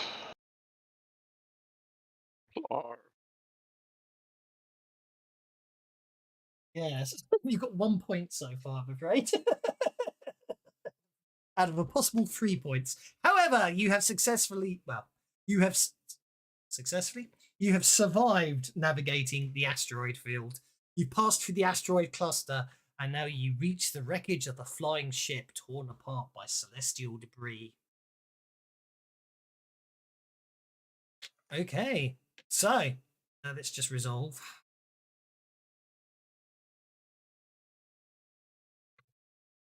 So basically, the wreckage of the flying fish is surrounded by a cloud of silvery dust particles that reduce visibility. After pulling alongside the wreck, you can begin your search for.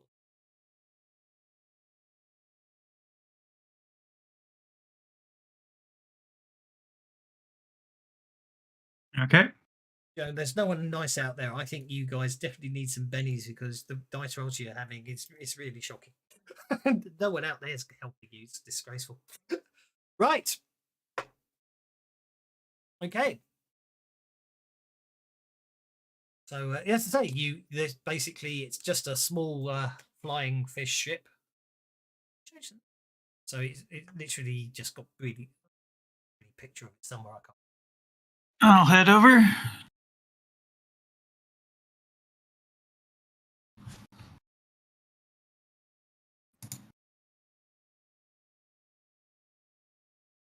There you go. I will head over to. Okay. That's a flying fish. Without the Hadesy jumping overboard, of course. Benny's must fly. Took him too long. Took you too long. I've already awarded them.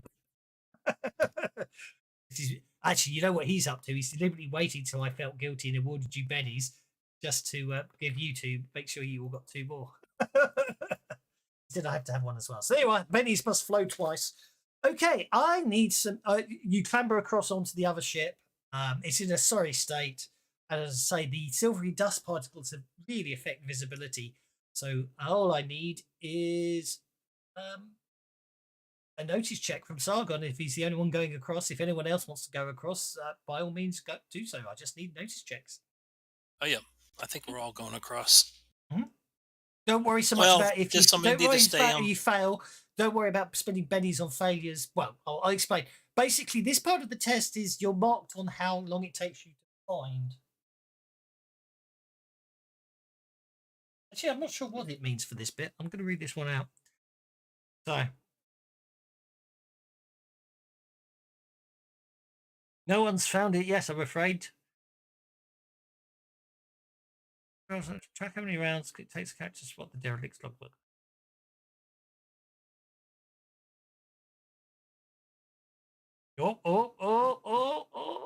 Sargon on his second attempt. So on the second round, you basically there we go. Sargon's managed it. Basically, you open the door to what would have been the captain's cabin, and you the whole back of the ship is missing, and the whole captain's cabin and all its contents appears to have been cast out adrift into space, and there, bobbing away in the derelict's gravity plane, a couple of 100 feet out from the ship, you can see. It's not even that far. It's close. It's too close, so you can't get the other ship in. Actually, it's about 20 feet out from the gravity plane. You can see the book bobbing in the derelict's gravity plane. Tie a rope off to a handhold and jump for it.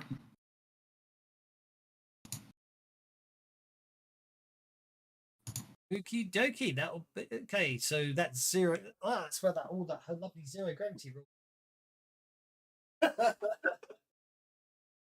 Now after all that dead land. Or I could use a telekinesis cantrip to pull it in. Well, you could do that, but he's jumped off anyway, so you can always pull it towards him, I suppose. But Or pull him and it back, yeah. yes. Guarantee 0G. Max experience a higher strength. 0G. Movement and combat 0G. Characters who roll a 1 on physical.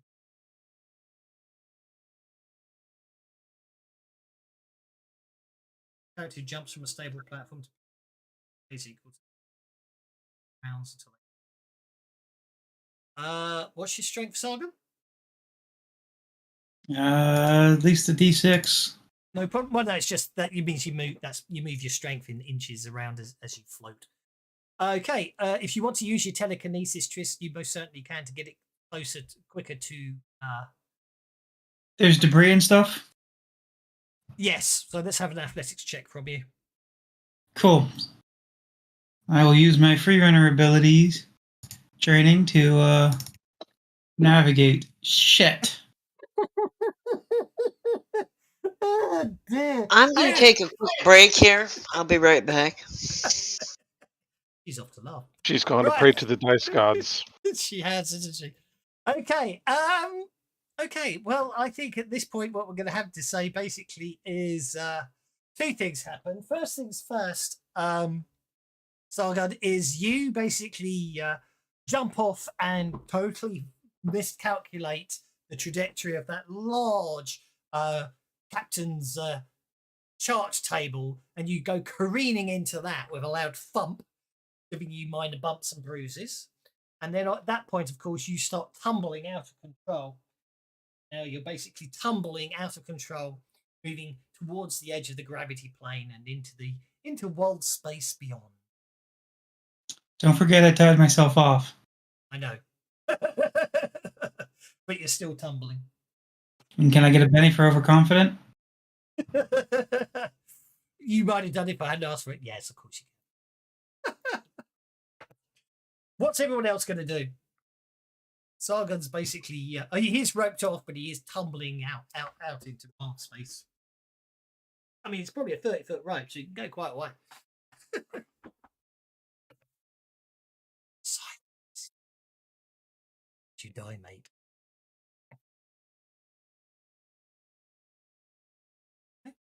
Okay. Sorry. Yeah, he's tied off, but Cernan's going to go ahead and throw a rope, kind of do the whole triangle thing, can't go too far.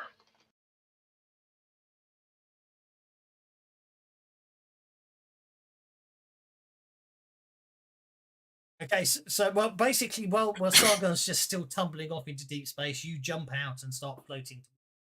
So you get to make an an agility check to right yourself. I do. Subsequent time. Okay. Yep. Is Let me know when. Oh, now, yeah, whenever you want. Trist. We got people floating out into space. Okay. Might Well, need to use my your telekinesis. cantrip only reaches so far. How far away are they?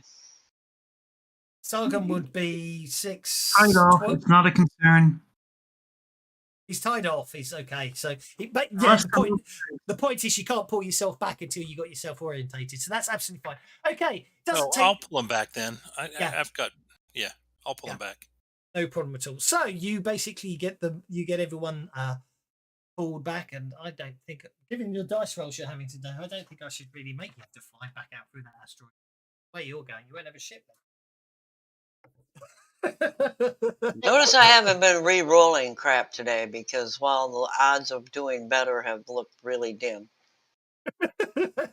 You retrieve the book. Wonderful done. Okie dokie. You retrieve the logbook. You retrieve Sargon. You all transfer back to the Hammerhead, and now all you have to do is safely leave the asteroid cluster.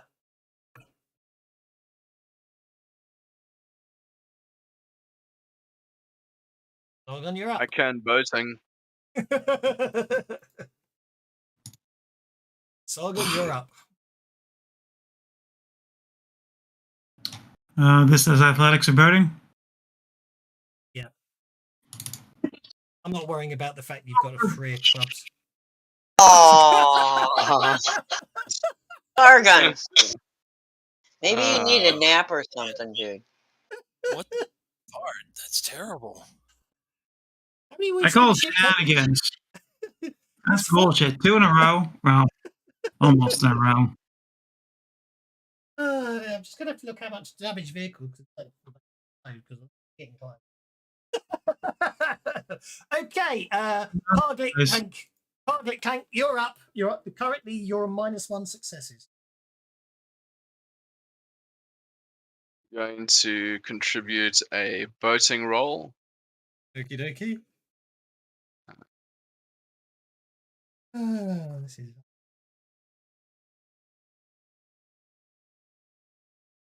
Oh!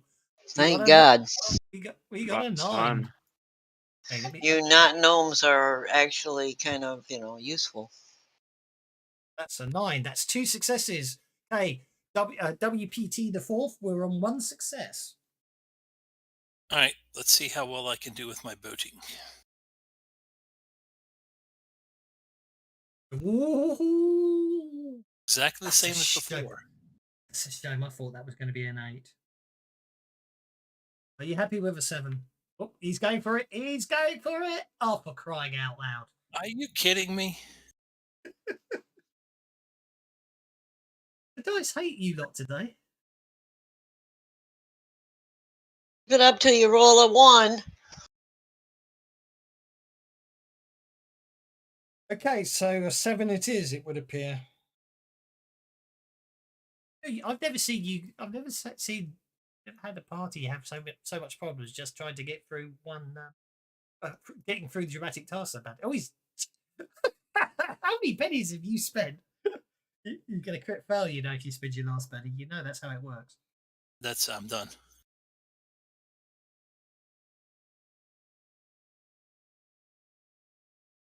Okie dokie. To click.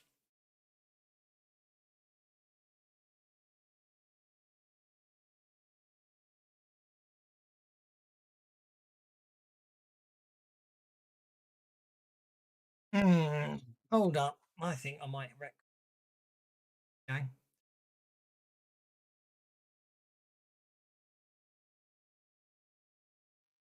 Well, you said both. Hold up and keep going.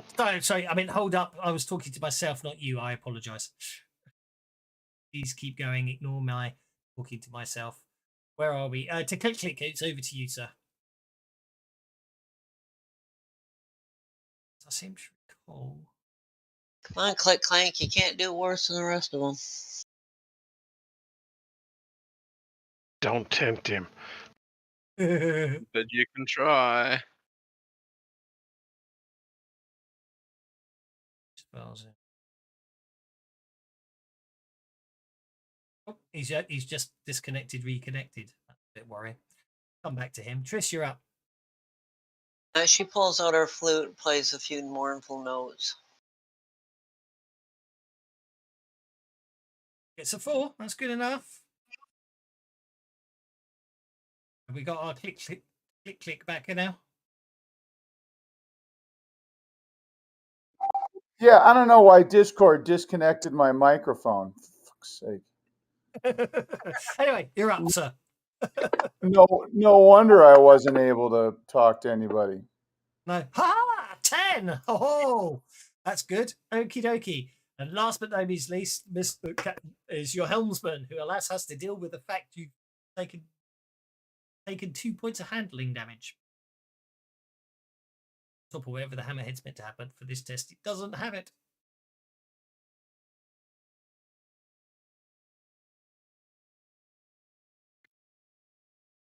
I'm getting the feeling all of you should take a land, you know. Yeah. Starting to think that too. Okie dokie. I was looking good for a second there. Sargon crit fail, so that was -1, was it? 2, 3, 4, 5, 6, -1. Sure you don't want to spend a penny? Fine, one more. You crit fail, I will cry. I won't, but oh, there we go. Turned it into a raise. Okie dokie. You that. Okay, wonderful. So I'm glad I did that. The only reason I did that is I just did the subs and worked out. Yeah, basically, if you hadn't got the raise, the ship would have broken up. Well, that's good then. Nice. So That would definitely count as a fail, wouldn't it? It would. So you successfully exit the asteroid cluster without damaging the ship. Right. Further, without damaging the ship further. Point taken. Thank you for that clarification.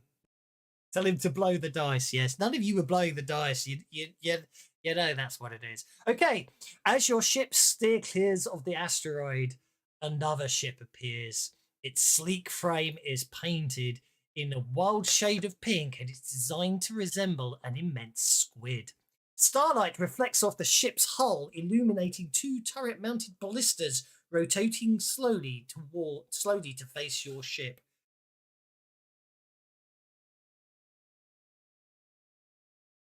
They don't make it easy, do they? Really?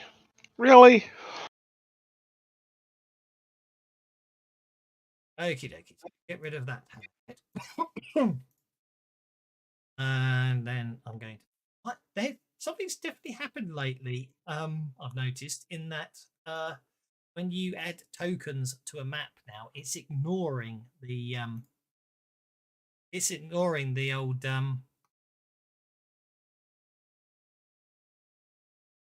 whether they're friend or foe, and just makes everyone foe now.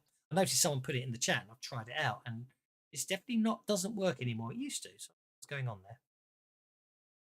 Right. It's time to. So what I need to do is I need to go to vehicles. I need to go to uncategorized. I need to hammerhead in there because I edit it like so. Then I can say, right, I can then share this map and put all of you. Resolve this first. Then put all of you on the hammerhead.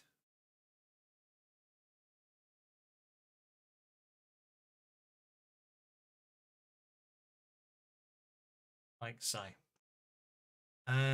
It should be a bit further back. So, okay.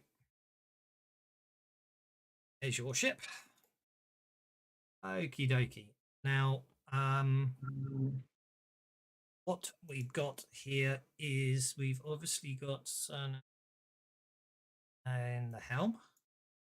Okay, so if we remember, you've got on your hammerhead, you've got your ballista that is rotatable, and then you've got your stern facing mangonel, as they're calling them. So wants to go where? Now the ballista's down to okay. So this is the way it works, right? I came up with an interesting one for this because it makes things. I discovered gets really interesting. So the ballista has a recommended crew of 3 and a reload of 9, which is ridiculous. But the way it works is basically, obviously, each of you, if there's a crew of 3, then 3 of you can basically take 3 actions each to reload the ballista. Means a crew of 3 will reload a ballista every round. This is how I decided I was going to do this. Mangonels have a reload of 12 and a required crew of 4. So you can do it less, it just takes you longer to reload. So otherwise it got ridiculous. So does anyone want to man the guns, or you just want to try and escape? Man.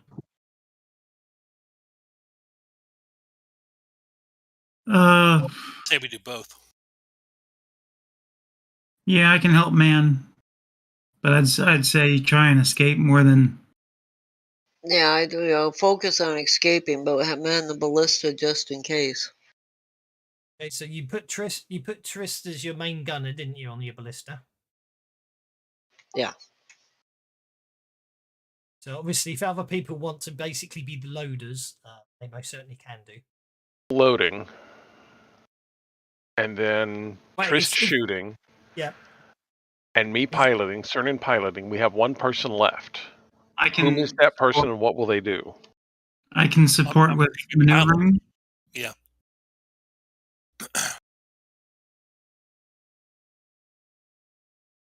Disconnect, reconnect. Why did I disconnect, reconnect there? Mind you, it was so fast. 5-second delay, so that's okay. So one thing I've noticed, if you put a delay in, if it disconnects and reconnects, the stream is free. Okie dokie. Right. Let's go for it. Let's see what happens. Okay. I know it says the squid ship goes first, but you've just emerged from the asteroid field, and on this turn, the squid ship is just assigning up its guns to hit you. It's in position, so it's over to you.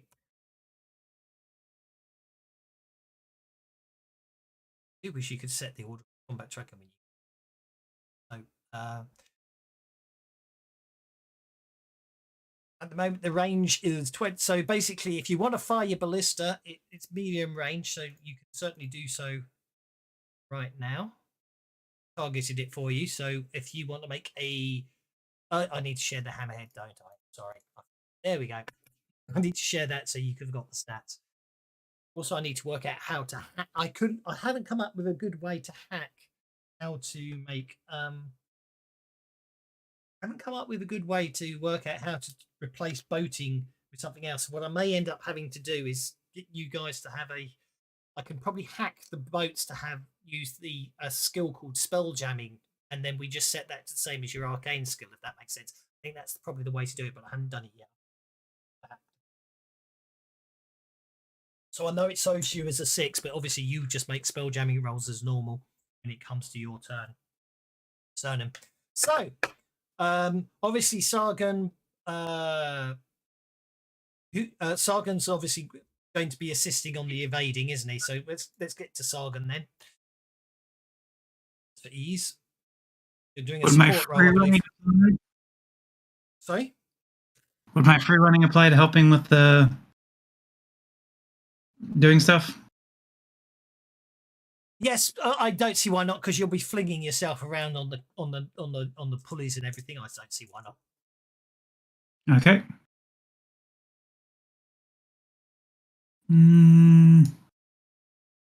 Let's risk it.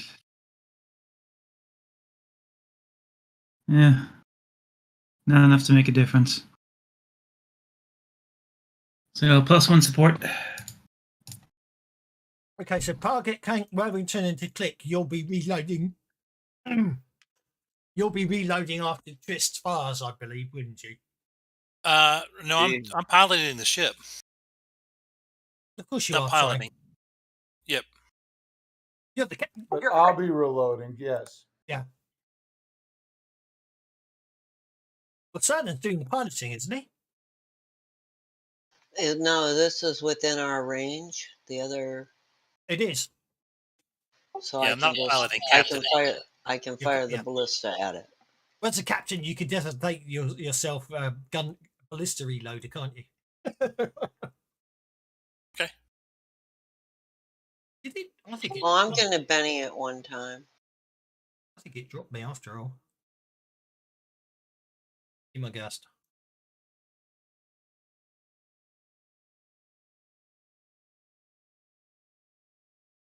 So that's a hit, right?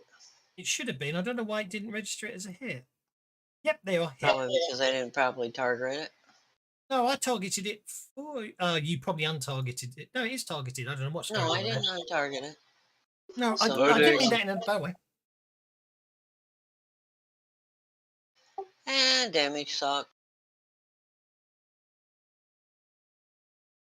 Afraid it doesn't do any good. Okay. Oh, I'm gonna Benny the damage one time because I got lots of bennies because I've been scared to re-roll because, well, geez, crit fails are flying around. You can't crit fail a damage roll, can you? Oh, it's interesting. Oh well. You can come close. You can roll badly. That's it. Reload, boys. Loading.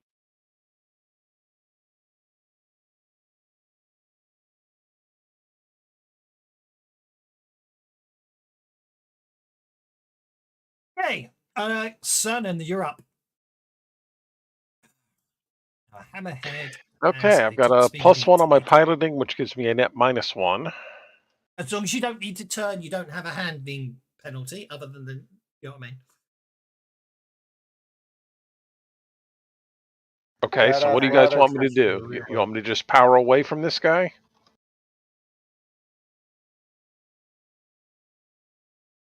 Yeah, let's just make some distance. Go for it.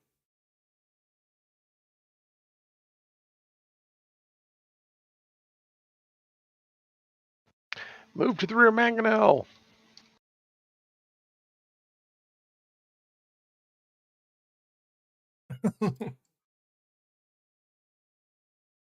You power away. Okay, let's see what happens. They will react this turn. The squid ship gets to go first. The squid ship is slower than you. Hey, I do need to put some crew on it. NPCs.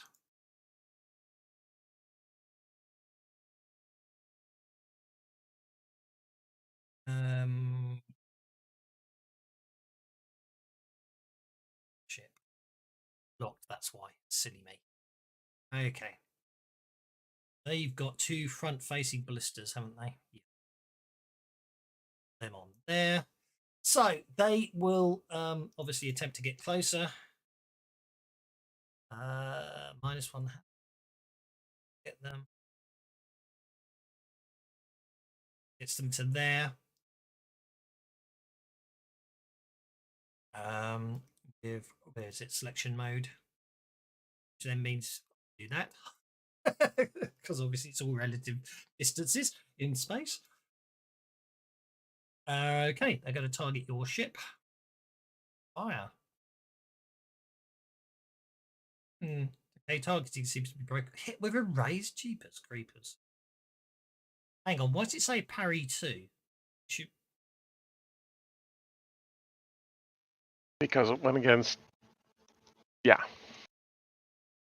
Doesn't matter. It shouldn't have been a hit with a raise, but it's okay. I can live with that.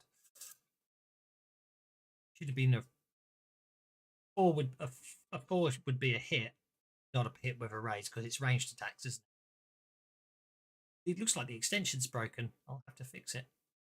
Work out why it's broken. But anyway, 2 ballista bolts slam into the hull of your ship with no real effect. Over to you guys.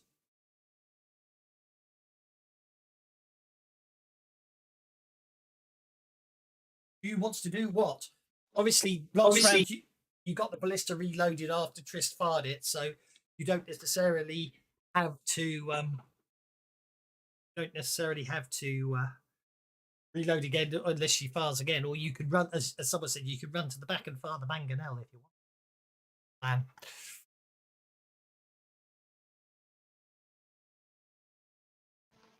I'm just thinking that with the range, guys. If you want to run to the back, and maybe we could switch out. Yeah, I rolled in athletics to do the reload after the shot. Yeah, no, that's fine. You don't need to dice on the reloading if you take all 3 actions just to reload. That's how I decided. Obviously, once you've got bigger crews, if you've got NPC crews, then it's a little easier because they can do. Well, we can reload while you run to the back and fire the other one, and then we switch places and we reload the back one while you fire the front one. The size of the Well, ship. the problem is that the mangonel's got double the range of the ballista. The ballista's at long range right now, and the mangonel's only at medium. You could all run to the back and use the mangonel. Yes, is what Bert's saying.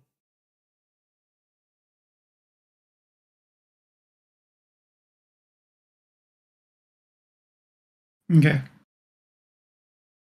They'll do that, and I'll support. Continue supporting, trying to get away. Okay.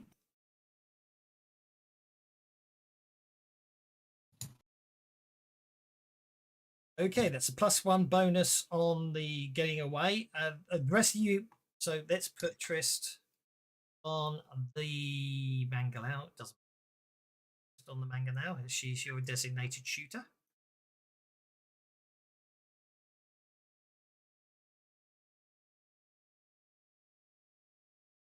Yep, undersigned. There we go.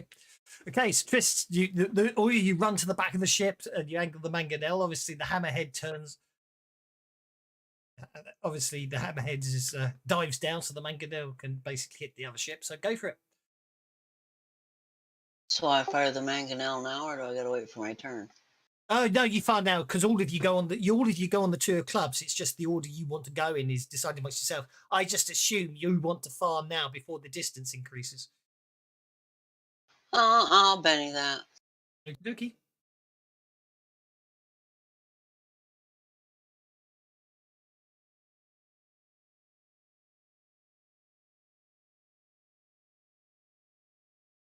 How come I show an extreme range when I you say do not. medium? I do not know what's going on. I think the extension's walked itself, hasn't it? I'll have to look into that. That is not extreme range. That is a hit. It's only 50, which should be medium range. So actually, it's still a 3, so it's still a miss. You need a 6 to hit at medium I'll range. try one more time.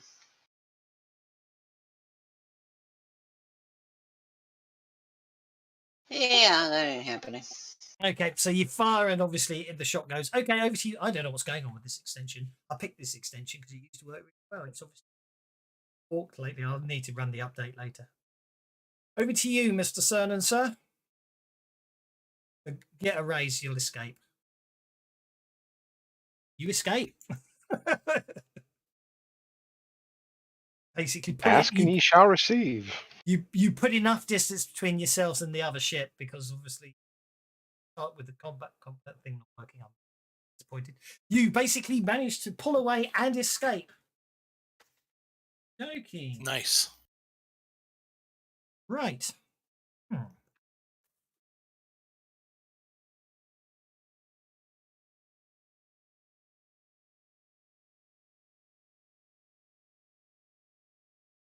You didn't go for the boarding action, which is fine, but the other option is to obviously turn to board them, and then obviously there's a boarding action map for you. Yeah, I think not today. Not the way things have been going. No, I don't disagree. Don't get me wrong. I'll have to say. Oh, look, actually, the mangonels do rotate. Yeah, I did not notice that. So there we go. They all 3 rotate. It's useful to know in future. I'm going by that one. Okay.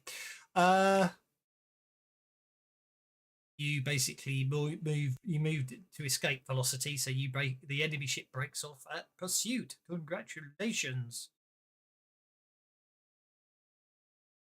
Okay, so at which point all you need to do is you fly the ship back. You fly the ship back. You fly the ship back back to the planet. It only takes a couple of minutes in simulated space, and bring the ship back down into atmosphere, and you land successfully.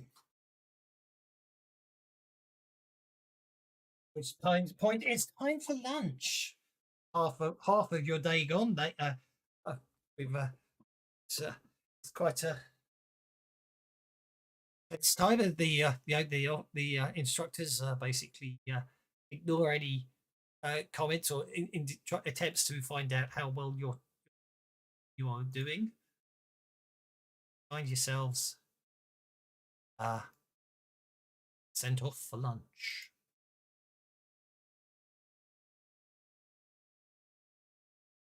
She's back in there. Well, that could have gone better.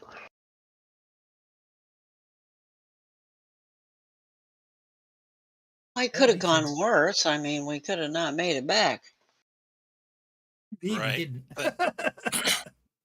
Do we want to have a discussion about what went wrong? And by all means. yeah, I mean, obviously we had bad dice rolls, but I mean, I think amongst us we can have a discussion about what we could do better next time, and just come up with plans. And Kill the little guy named Murfina that's been following us around. I'd say it was mostly bad luck or instructor interference. Interference, interesting. Instructor interference. The whole thing was an illusion. Oh, well, I understand that, but I think they run the same scenario every single time for everyone. Nah. I'm more than willing to bet that they have specific things that they will do to cause problems to see how we react. Well, none of us panicked or anything, Right, Yeah, right. no, It's not a malicious thing. It's a what happens if type of thing.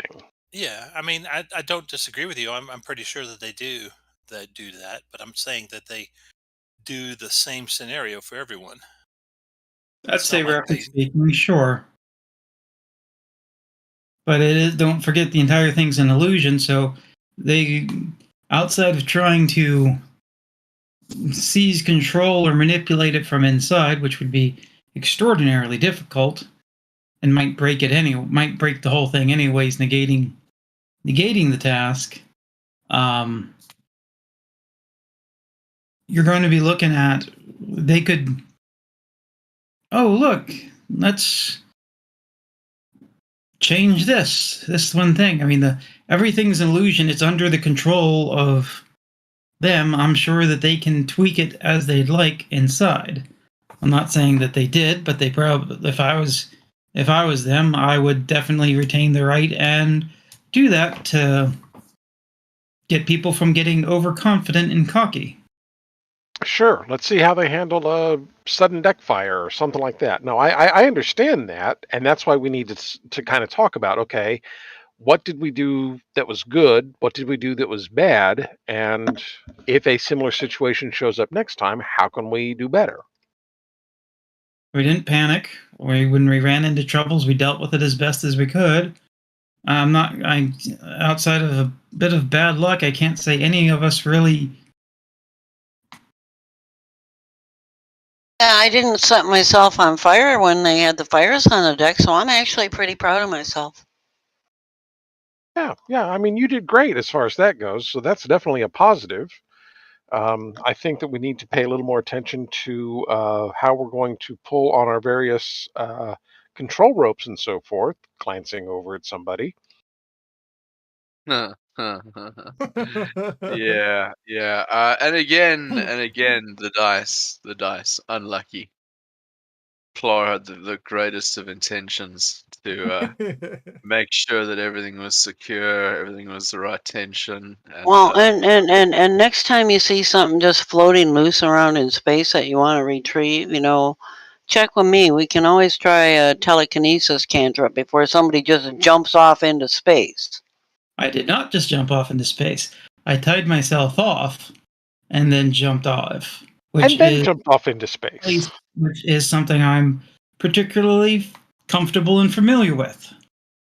Bad luck or instructor interference, one of the two. Could have been either. Both happen. That would be why I tied myself off, is because sometimes shit happens.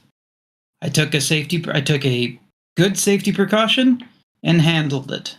I would have been able to recover myself just fine unless the rope snapped, and there was no reason for the rope to snap.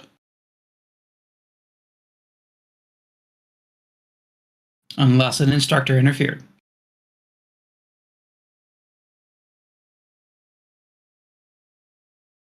Go. Consider yourself told. I don't have telekinesis, and As far as I knew, you weren't nearby. Speed was a thing. I was trying to do it quickly. I'm not saying you were wrong. If I'd known you were there behind, right there behind me, yes, telekinesis would have been easier, but we were going for speed, and tying a rope off and jumping would have been fairly quick. Yes, but he Well, said I'm it's just not a proud matter of of who's the myself. fastest one back. He said it's a matter of who's back with the ship in best shape. So speed was should not have been a contributing factor to your thought process. And I'm just proud of the fact that I didn't set myself on fire.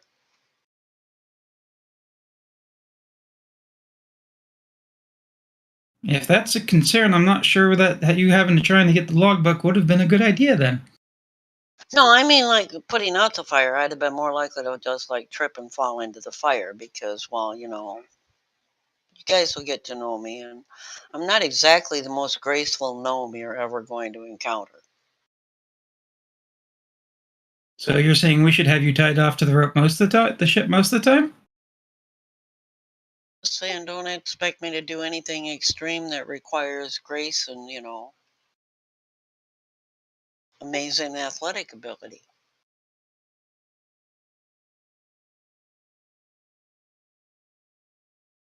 Not like the clockwork precision of Plar. Yeah, the little no gnome over there is like.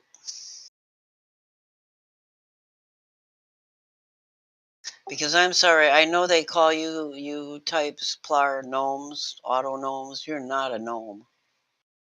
No. Get.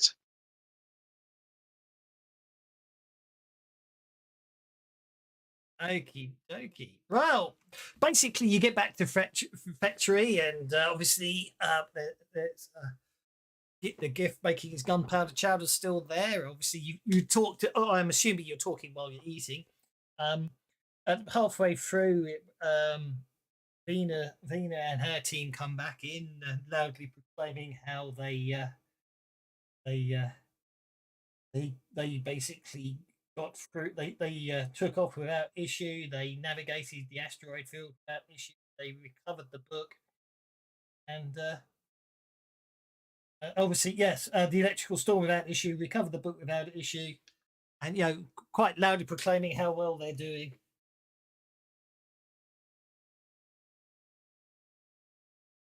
And No, they're just not to yourselves, just to anyone who's asking. Well, obviously knowing they're competing against you, making sure you hear. Because from what I gather, I don't know how the other team's doing, but they don't look. If you look at them, they don't seem to be as happy as we are. Well, perhaps we don't just think as much of ourselves or too much of ourselves, like some I won't name. Bet they didn't poke their chowder with a trident. While Vina and that lot are sort of chatting happily away, Micah comes over, and you get the impression he's tried to say something, but he just seems to turn bright red and starts to walk away again. sit down. He stops dead and sits down, blushing even redder. Now, take a deep breath. Count to 10. Let it out. You're still not calm. Do it again. Then say what you wanted to say. The worst you can do is just sound a little silly. There's no shame in that. I can't take too long because I don't want Vina to see me talking to you lot, especially with what I'm about to say. Notice how she doesn't mention the fight with the other ship. Maybe someone should find out what happened there. He says with a slight smirk on his face. He goes, I wish I was on your team, but obviously we don't get the choices. Venus at that point, Venus looking around. He goes, I've got to go. He jumps up and walks away from you quickly, and by the time Venus At least Trist picks up on it and she speaks up very loudly. At least we didn't shoot ourselves in the foot. We're pretty proud of that. Vida looks round, startles, and starts shouting at her two cronies, handily named Cadet and Cadet too. It would appear. It's like I've got names for them. However, Adrax looks back and goes, attacking the pirates on the squid ship was a honourable action. It's not our fault that they shut out our steering with a lucky shot. The boarding action went magnificently. Yes, because competing against newbies, first years who have only a week of experience plus whatever they have before this is such a difficult challenge for someone of your type. It's as if you have no confidence in yourself and you need to boost yourself. There's a difference between confident and arrogance.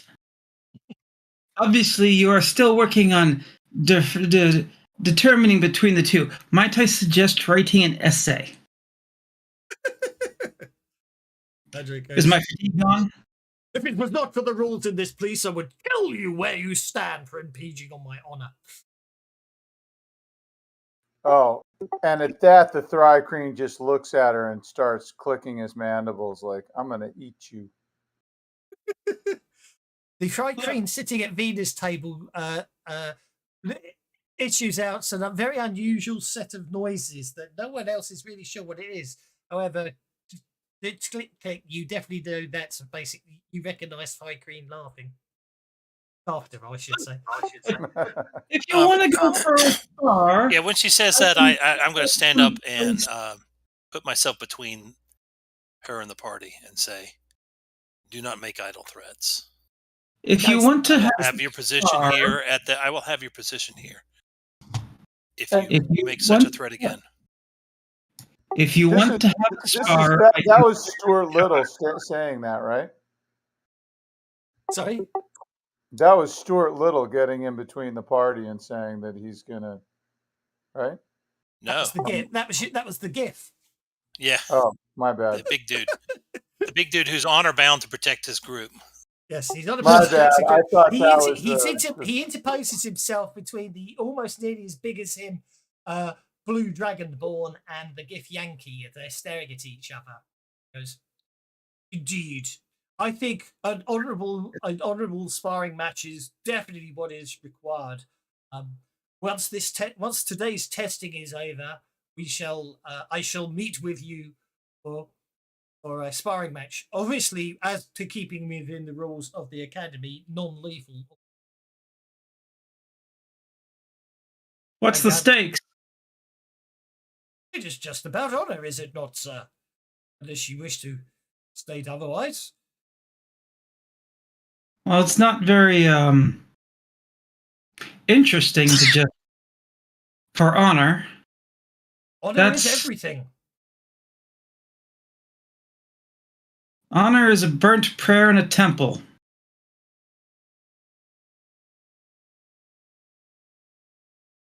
I care not about honor. I do care about you threatening people. Well, indeed. But I pat him on the elbow and it's like, that's just their lack of confidence in themselves. The weakest always crow the loudest. Again, you get cold stares from the Dragonborn. He goes, we must return. The final test is due to start shortly. That he stomps out of the room. Vida finishes eating, throws a smug look over at you lot, and hurries out. Oh, I know who's missing. Fred's missing. Fred's missing from the other party. Excuse me. Those who are confident act. Those who are unconfident, well, they run their mouths like her. Like Vina. Yeah, indeed. I don't think he understood my threat. I do not plan on fighting him if he keeps on threatening him. I will turn him in and get him kicked out of the academy. That's not the best way to handle things. No, it is. It's exactly the way to handle things. If the academy surely does not want people who goes against the teams that they're trying to form here. What kind of academy would it be if it had fostered such attitudes? No, making threats against other. There's two sets of rules. There's your official written out rules. And then every social group has their unofficial social rules. What's acceptable, what's not. Well, then I aim to make reporting such behavior to the officials acceptable behavior. Tell them to bring their friends. We'll cane them all. Running your mouth isn't that much of an issue. As I said, those without confidence, they run their mouths. Those with confidence simply act. But he made threats. Not really. He ran his mouth. He didn't say, I'm going to kill you. He said that something, oh, I should do this because of what you said. Didn't say it, didn't do it. He said he should. He lacks confidence in himself. Indeed. Well, a good team spirit, I feel watch all bennies. If he was truly that worried about it, he would have walked over here, picked you up, and punched you in the face, or just walked over and challenged you to spar after classes. He didn't do either. He ran his mouth. Like I said, lacking confidence, probably due to poor leadership. As I say, and obviously, while you were having this conversation, Micken obviously waved sort of with a friendly smile, nervous but friendly smile as he ran off after the others. As you're continuing sitting around having this conversation, you notice that some people seem to be getting a little antsy around the refectory, and as you glance up, a few more than a couple of people seem to be indicating that you really need to get a move on back for your testing. Eventually, one of them goes. He goes, look, we've got good money on you. You don't let us down by forfeiting by turning up late. Sorry, let's go. Book it. There is no way I'm letting her out that easy. And one of the others goes, oh, this will be an interesting one. Let me double my stake on Vena's team. I stop. I stop and I look for one of the guys. Go guys. ahead and waste your money. Wait. Ooh. No, I'll probably need that for later. You return. Sorry, carry on. I pull out 10. I pull out 2 gold and put it down on myself with someone. Okie dokie. The odds on you beating, obviously, you being the noobs. It turns out that Vena and her squad, although they're not like a year above you. They turned up a couple of weeks before you, so they've just had a bit more. You know what I mean? It was their rotation on who. It was their turn to have this test. They haven't done the test before, if that makes sense. So it's basically a fairly even split. Basically, you'll double your money if your team wins. Okay. From what you basically, so you get back into the simulator. The last one to arrive, Sargon. Tarto gives you a stern look as you walk in, and then glances up at the clock that seems to be floating as a as an illusion above everything, and notes that you made it on time and therefore says nothing more. Saref basically smiles and says, "Welcome. Well, this morning's exercises have been most enlightening, but now the final deciding, the final part of the test is to pit your 2 teams against each other. Basically, we will place you inside identical ships with identical equipment. The task is to show how well your combat training this past week or so, as he looks at you, and obviously as a lot your combat training and spell jamming maneuver skills come into play in a fair fight. May the best team win. Man your ships, and we've just lost hands. What? Oh, I head over to the instructor. Yep. And ask for a favor. Okay. Can you put a far speaker on both of our ships? You put a what? Let your voice travel farther, so you're able to, speak with one another. Failing that, can we have some signal flags? Signal flags are acceptable, yes. Any magical spells within your own repertoires can be used. Or if anyone's got the sound spell, sound to project. We lost Remington, but he's back. Yeah, my fantasy grounds was seized up. Seems to be a day for. Did you hear the briefing? Yes, I did. I've been on Discord the whole time. Yeah. I just couldn't get on. Sorry. It was quite windy at the refectory.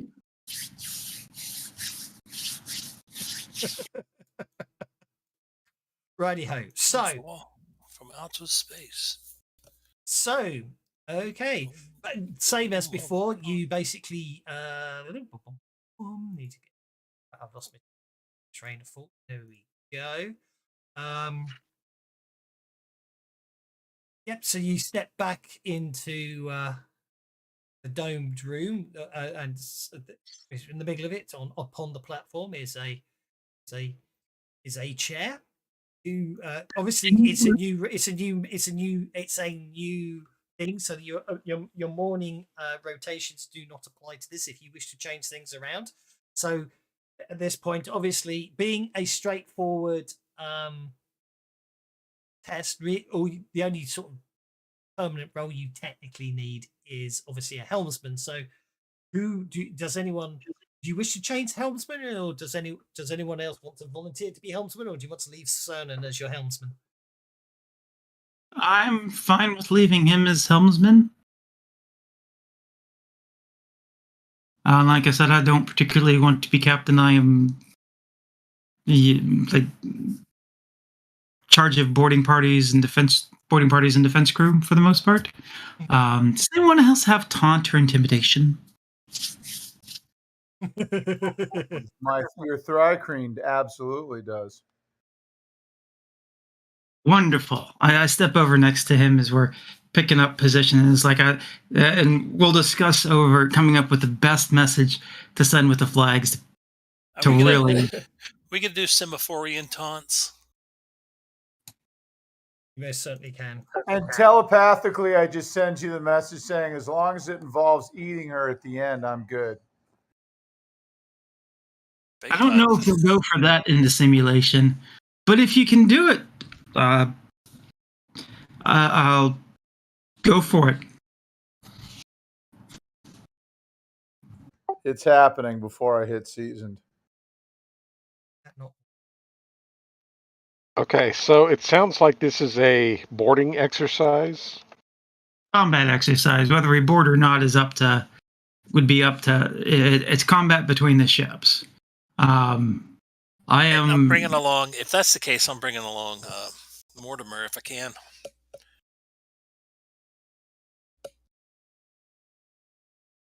Oh, see, I thought you were Mortimer. My bad. No. That's why I called you Stuart Little. I thought that was the whole. Okay. My bad. I was totally misunderstood. I thought you were Mortimer with a big gift pad. No.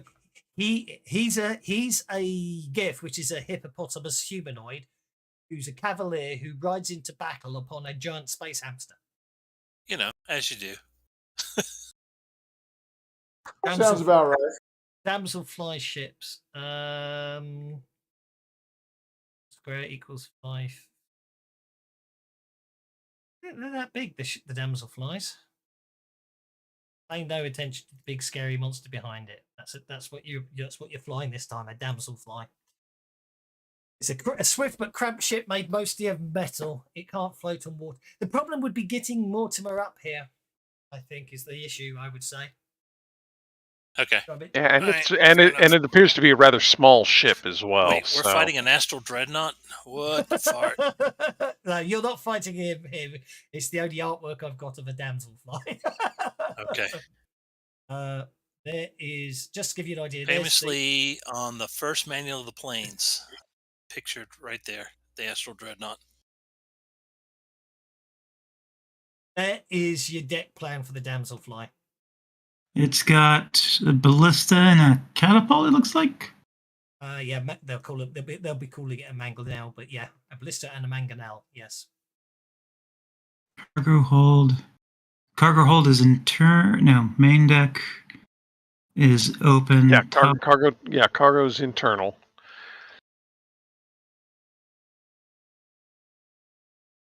Yeah, the main deck's open air. I don't know why they've got this line over it because in fact it is open. Artwork. Got a main deck, a top deck. Oh, Well, it has no, two gravity that's not. planes. That's weird. Forward deck. Are those really swords on its outrigging? Like, could we do a flyby and chop up somebody's rigging? They're No. probably legs, and it wouldn't matter that much. They're Rigging really doesn't matter unless you're the damselfly cannot land on water. It can only land. It can only land on land, and those of its landing gear, those legs. Oh, okay. So they're not. They can't be used as weapons. No.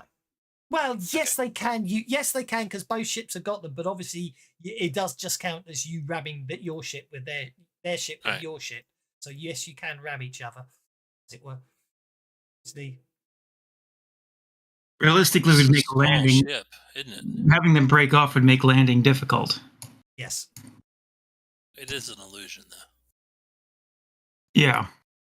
I don't know whether they'd take points off that or not, but does help to turn the lighting off, doesn't it? I know space is meant to be dark, but there's lights out there. So here we go. Mage hand. Featherfall. Okay. So you've got them. Okay, basically, from what we know now, they both rotate. So you've got a ballista and a mangonel.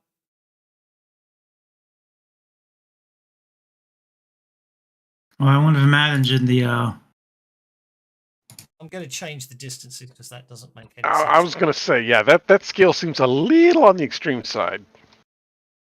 It does, doesn't it? I'm not sure how you get it to recalculate it after the distance suffix changes.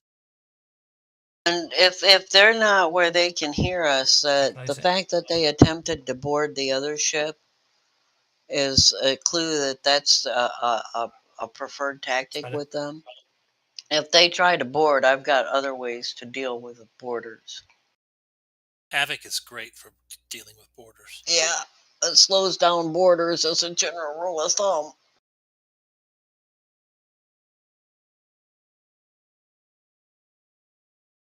Confusion don't do too bad a job of it either.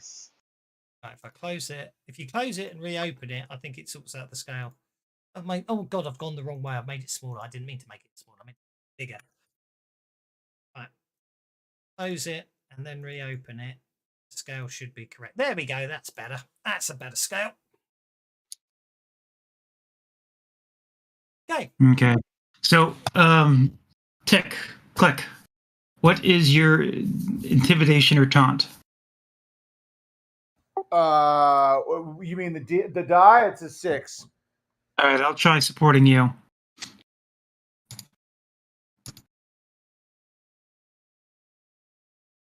Dare them to board us. Dare them to come over here and board us. Oh, for fuck's sake. It's a good job we haven't actually started yet. And the fact that they're quite a long way away distance-wise, we'll ignore that critical fail that would apply a -2 penalty. something wrong with my Savage World, my Fantasy Grounds, because I swear to God, last week my players rolled like 7 critical failures. I don't think these new. Well, it's weird. The new dice used to be good, and all of a sudden they appear to have suddenly turned a lot less helpful. Well, I told you when they first programmed them, they programmed them so they would roll high to increase sales, and now that all the sales are out there, I don't care about those. I was gonna buy some of them whether they rolled high or not. I need to lock tokens. Token lock, but not grid to snap. That's what I. There we go.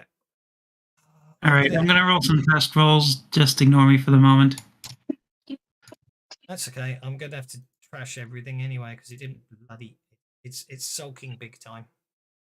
I don't know what's up with those distances. They're just not working properly. Right, let's try that again. Combat encounter. Add the 2 ships back on, which doesn't actually. Even the naming of them doesn't work anymore. Damselfly ship number 2 should be called Party's Damselfly ship.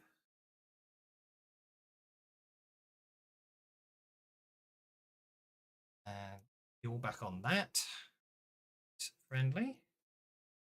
Oh, well, you've swapped ships. It doesn't matter. I've lost the plot at this point. No fun with this game today. It's giving me no end of grief. Okay.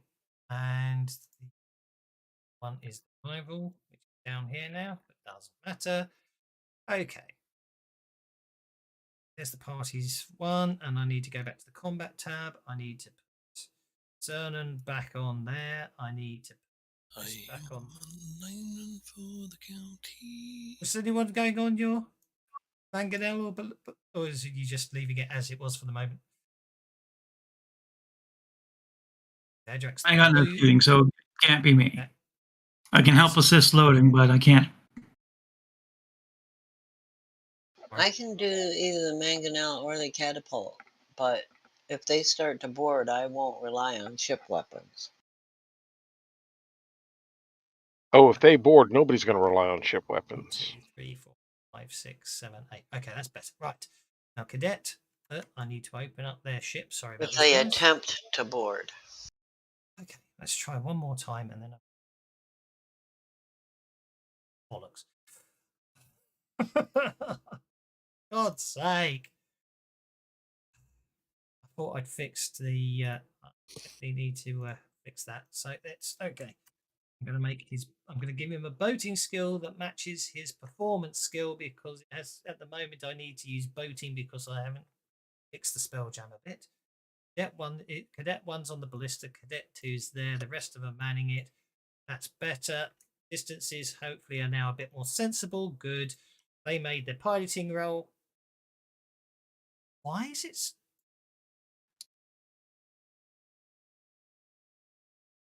I'm definitely thinking I'm going to turn these into chases. I was planning to use proper tactics, but for some reason, it's counting each square as 10, even though it should be 1, and I don't know why. You know what I mean? Look at that. What's going on anymore? I'm very confused. Well, I can't see the enemy to target them, so no, I don't see what you're talking about. Well, it's if you move, everything's doing multiples of 10 on the distance multiplier. I don't know why. Did you set it for 10? If I put that ship there, for argument's sake, and put you there, right, and then I want to move the ship 1 square, it's counting it as 11 inches. And then goes up by 10 as you drag it further. Yeah, I see that. And I don't know why it's doing it. Distance multiplier is 1. Distance suffix. Oh, I know what it is. Is it that? Because I made a silly little mistake. Yeah. Oh, well, that fixed it, making it inches anyway. Right. Okay, so now let's put the grid back to its original size. Right. That should. Let's put the grid back to its original size. Then we can turn the grid down because we don't actually need the grid on. That's good. Then I've got token locking undone. all good. And that's better. That's better ranges, isn't it? Well, but yeah, it's better as far as ranges and. Oh wait, no, there it goes. Now it cleared up. Never mind. Yeah. So their damsel fly moves 7 inches toward you. That was their action. They will then fire a ballista bolt at you. It misses, and then they'll fire the mangonel as well. That might hit. Mangonel hits.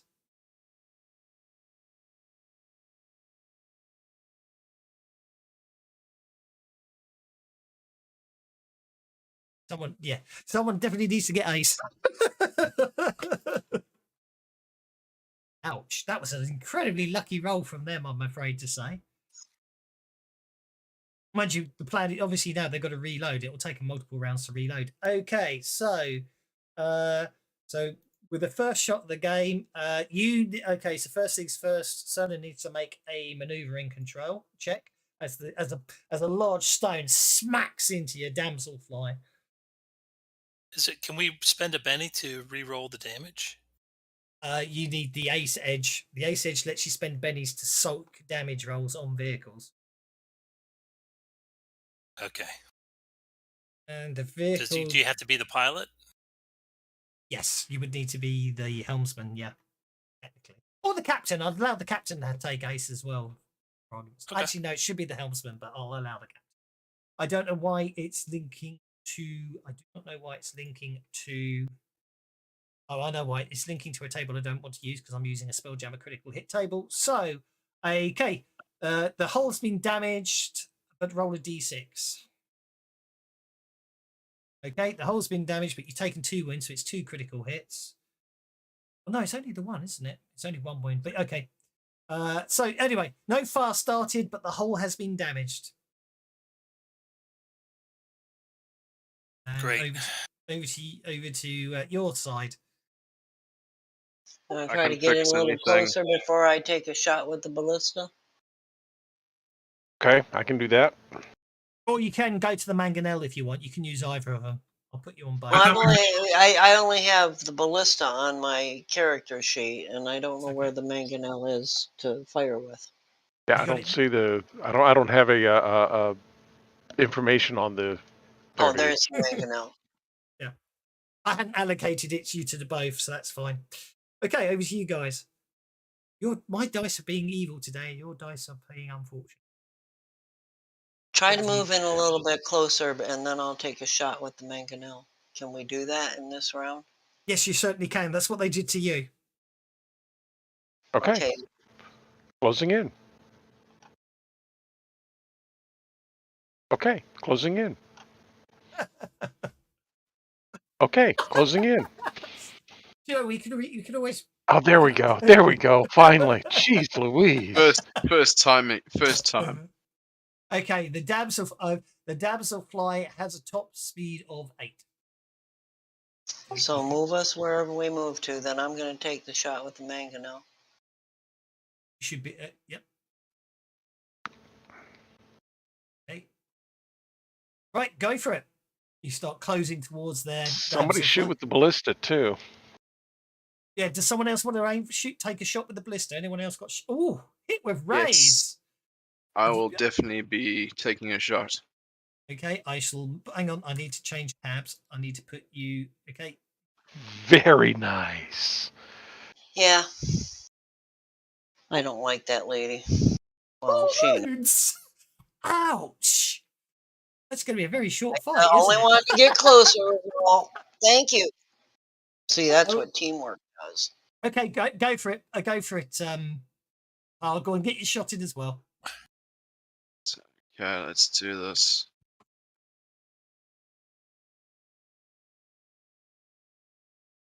Four should hit.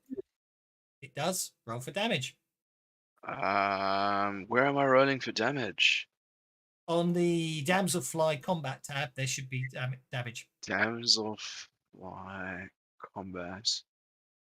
It was the ballista, wasn't it? Yes, it was the ballista. It was, yes. And do I click on the 3 dice? Yeah. Yes, just drag the 3 dice 6 over to the chat. There you go.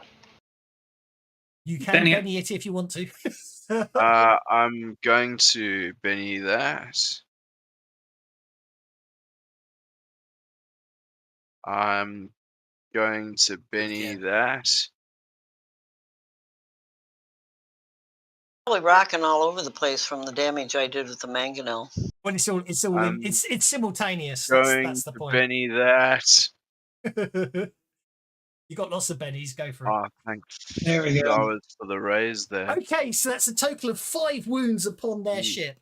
Unfortunately, I'm going to be truly evil and give them be truly evil and give them ace because I'm unfair like that. Critical failure. Okay, so they successfully soak 1 wound. They successfully soak 1 wound from the mangonel shot. He has to spend another one of his bennies to attempt to soak the ballista wound, which he does. So he manages to avoid the ballista shot. Is the damage applied to the soaks the same as it would to human? Yes, but don't forget, just like soaking, you make the soak roll before you apply the damage. But this was 2 separate attacks. It is. Oh, points taken. I take it back. I see what you're saying. I was just treating it. Not that it would have mattered that much. Not that it would have mattered that much, but okay. So you're absolutely correct. So what I need to do is turn off that damage. Actually, I'm intrigued.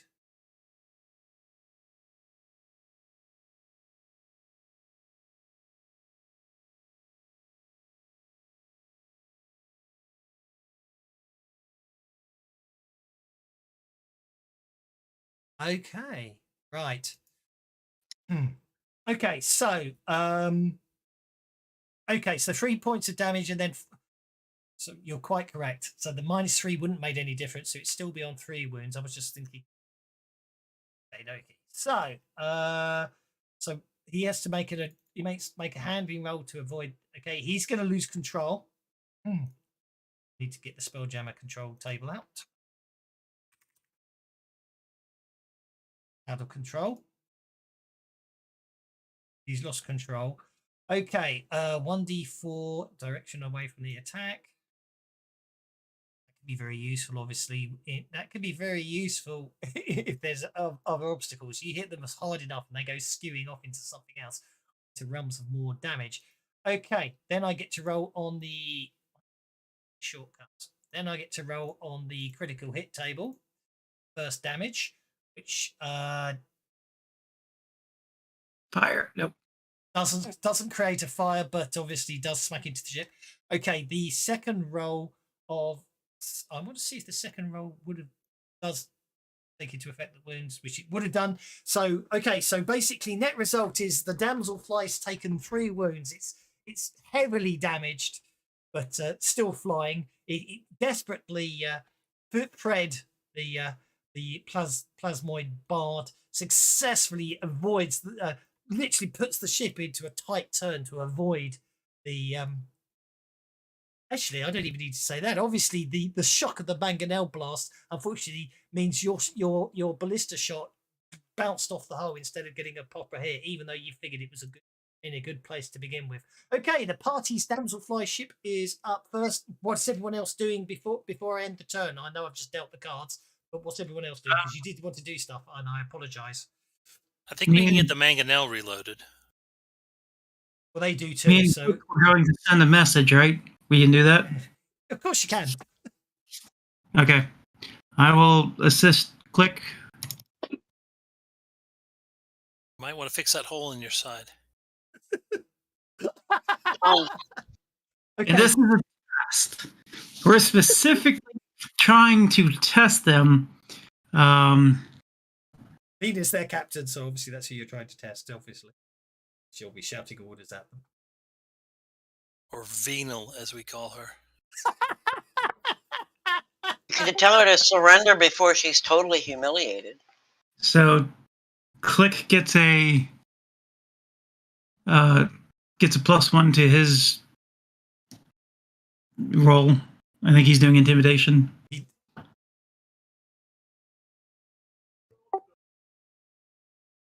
So let's see your semaphore intimidation. Oh! +1 makes a 4. That's a success. That is actually a success of a 4. Are you happy with a 4? I'm gonna have to be. I'm not spending bennies on bad rolls. Our whole trophy Yeah, distracted. buddy. It definitely annoys her. So we can see in the distance her hopping from foot to foot, shaking her fists. Oh, she's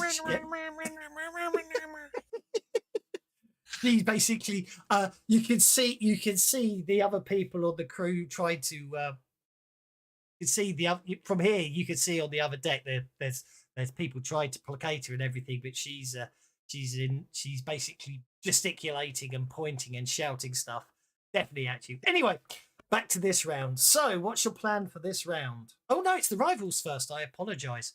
Well, that makes life easier. Fred is desperately trying to get hold of this, control the ship. It's careening. Oh, there he goes. The ship's careening from the damage, but he gets it on track. And ooh, that's an interesting thought. Okay. He basically starts trying to fly a parallel course, not closing the distance, as his crew frantically start to reload. What you, however, see is you see Venus standing on deck after you. She literally goes rushing off the main deck, reloading. You'll be reloading. Well, it depends how you want to do it. So we get in a little bit closer here, Cernan. So what it's going to come down to is obviously they're reloading their ballistas, so they're going to be I've dropped again. I'm just wanting to know if we can get within range of my powers. I bet she's going to try and ram us.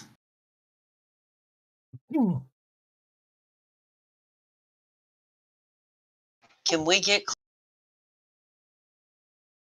Oh, I can definitely get us closer, but we're already at 10 inches. How much closer do you need us to get?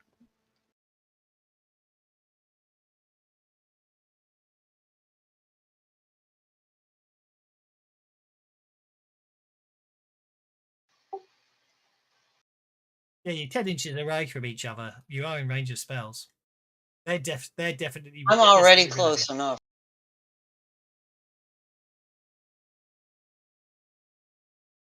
She's right on the outer range, but I'm. So while everybody else is reloading, you're going to throw a spell at them. Yep. Okie doke. So okay, our ship has got what, 1 wound or 2? Your ship's on 2 wounds. Theirs is on 3. Okay, let me go ahead and fly a little closer anyhow. I think I want to make sure we get a good... okay, maybe not. You know what, I'll spend it. Yeah. What I'll do before January is I'll make There we go. What any of you guys who can be spelljammers, if you can add an extra skill onto your character sheets called jamming skill. Yeah. Spelljamming, and make it equal to your arcane background, what I will do in the break is I'll create an extension that makes spelljammers use a spell jamming skill. You know what I mean? For control, which means that we can automate things a bit better in the new year. Does that move you in closer, Cernan? Yeah, that'll move us deadly in closer. It's up to, well, you can move up to 8 inches. It's how far in you want to go. Yeah. Then I'm gonna. That range, if I had the battle map, I could literally create one over, but we're going to finish. They're easily within my range. I'm going to lift my flute. Yep. And they're going to hear the blast of a horrible sounding trumpet. Okay.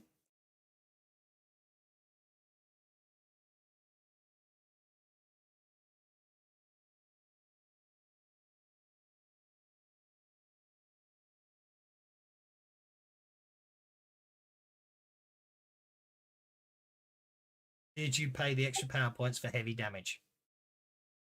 No, I didn't. You want to? I can. Let me look and see what it. Let me make sure I can. Yeah, that's what I meant. That's the only thing I was wondering. Yeah, I can pay. I can pay the extra 2 power points for heavy Yeah. damage. The only reason I'm doing it that way is because, of course, we've not done this before. Obviously, spell jamming vessels have heavy armor, so if you want to use spells on opposing ships, you will have to make sure. Okay, Yeah. but that wouldn't damage it, or well, if I set it to not heavy armor, you missed off by 1 point. okay. Well, From I'll shaking penny the it. crew. Yeah, you need a I'll penny it. 16 to shake, a 20 to damage the ship. I'll take a shot too, since we're that close. Be my guest. Is there a limit on how many power points I can spend on a turn? Well, I'll penny it one more time. As many power How many points power as you've points got. do you have? You I still don't got know. a set on heavy armor. All right, so I need that. Yeah, that's not 2, gonna work, but 4, You're good. 8, 10 points.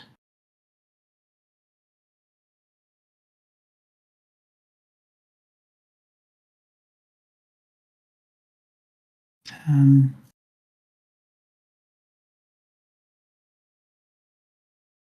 $11.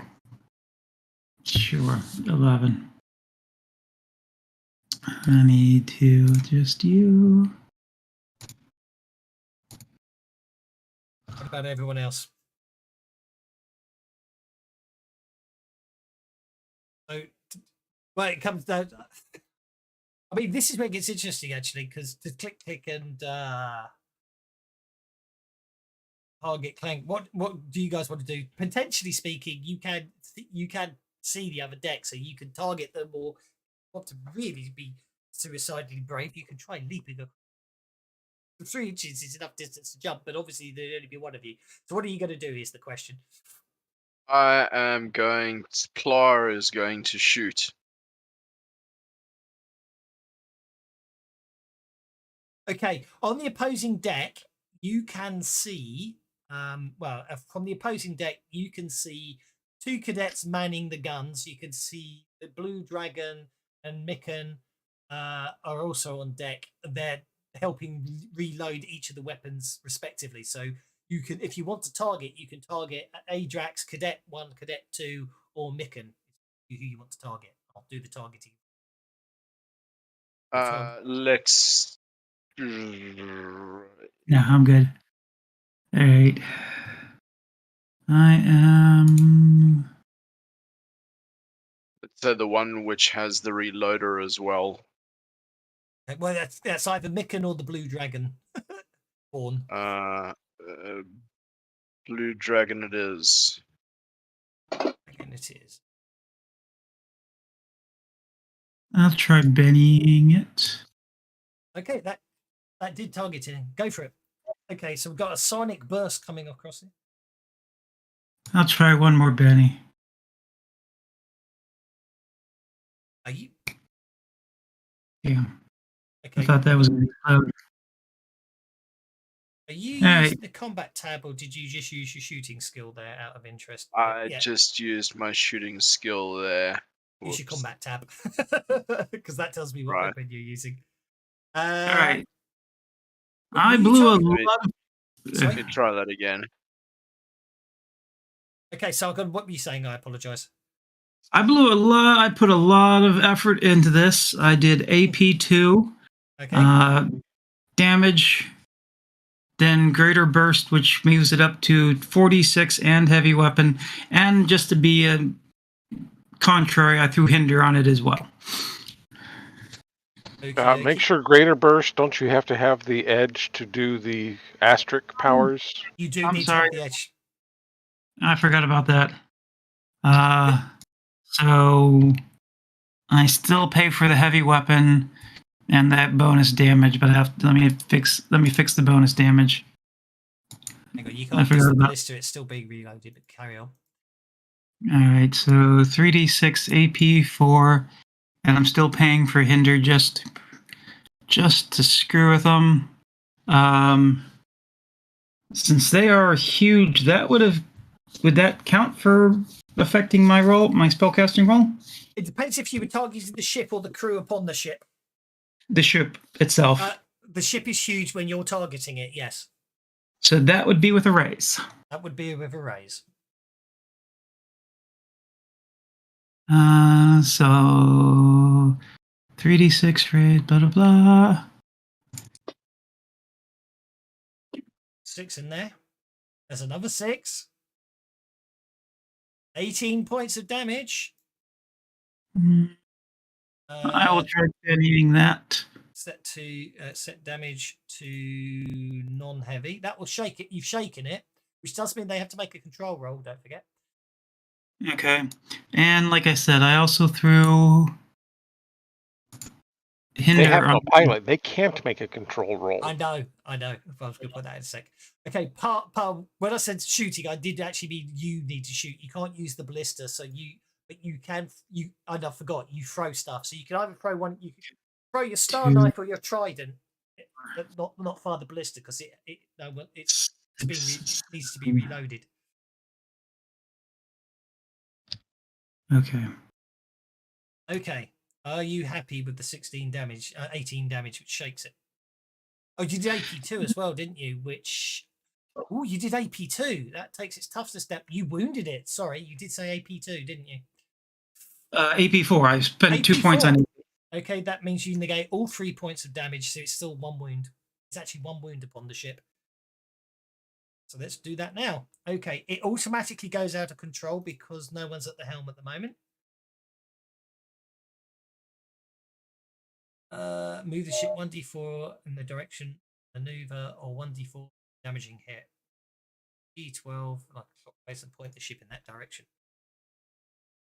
I said that last time. Okay, so it's going to face 4 o'clock after moving 3 inches. So it goes 1, 2, 3 inches that way and then faces 4 o'clock, which is facing that way. There we go. Okay, then you did a critical hit on it. And their speed is down by 2. Yeah, take your points back for hinder. Okay. You can't hinder a vehicle. You can't hinder a vehicle, but a critical hit can. So, okay, yeah. So you're with their handling. Just the one. No, basically what happens is, as you saw with the handling, is you can damage if you hit the rudder, you can make the handling worse. That's about it. Oh. Come about and get in on 6. Is that like a called shot? No, yep. it's a critical. I suppose you could. I suppose it's a critical. Yeah, I would treat it as a cool shot. I suppose. I mean, it's technically just you have to get the roll on the critical hit. But anyway, scratch and dead. So their ship's taken another wound, and at 4 wounds is basically in a bad way. Parg Clank needs to throw. Make it rolling boatings now. I've lost the plot. Sorry, that was just for giggles as you were talking. Carry on. What was I doing? Well, I'd said basically, obviously they've just moved out of the way, but it's all meant to be simultaneous. So as far as I'm concerned, while they're still at 3 inches, if you can't shoot the ballista because no one's reloaded it, it takes multiple rounds to reload if one person's doing it.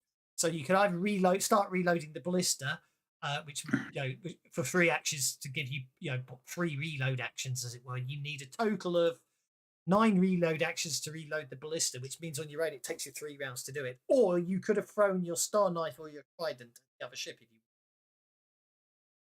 I will hurl a trident in that. The crew, I meant, not the actual you. I mean, you were going to throw it at the blue dragon. So on your combat tab, throw your trident. Got it.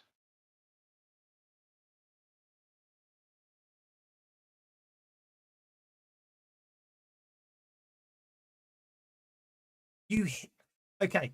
5 minus. Ignore the fact it says a hit because you meant to be. I don't know why it's targeting ship. Right? I had you specifically targeting, but I'm not going to worry about that. Roll the damage. Hit the guy on the ship with your trident, the blue dragon. One was very nasty Sargant. Oh dear, why did that not? Did anyone else see the dice? But I saw the dice roll, but I wasn't looking. I saw the dice roll, but it didn't total. Yeah. That Oh, no, sucked because there was an 8 in there. No, it has now. It's appeared. It's appeared. That should have been on him, the damage. I don't know why it's not letting me put the damage on. There we go. Okay. Yeah, you basically, I'm not going to worry about bennies this late in the day. You skewer the blue dragon born with a Benny with a trident. Growls in Walks pain. away. Okay, party's up first. To my knowledge, as it stands, both the ballista and mangonel have not been reloaded. I'm requesting a flyby by our pilot. I will help reload. One flyby. Bye-bye. I'm jumping. You jump, I'll leave it. Oh, if you jump, if we get the flyby, if we get the flyby, then that's where we'll leave it. Is you jump across because. Aha! Okay, you can move. You've got your ship can move up to 8 inches. We get the flyby. I want to launch too. I'll work out turning rules another time. I do believe I'm it's. hungry. Well, I was flying in that direction. That's not as much of a turn as it looks like because I was kind of flying down in that direction in the first place.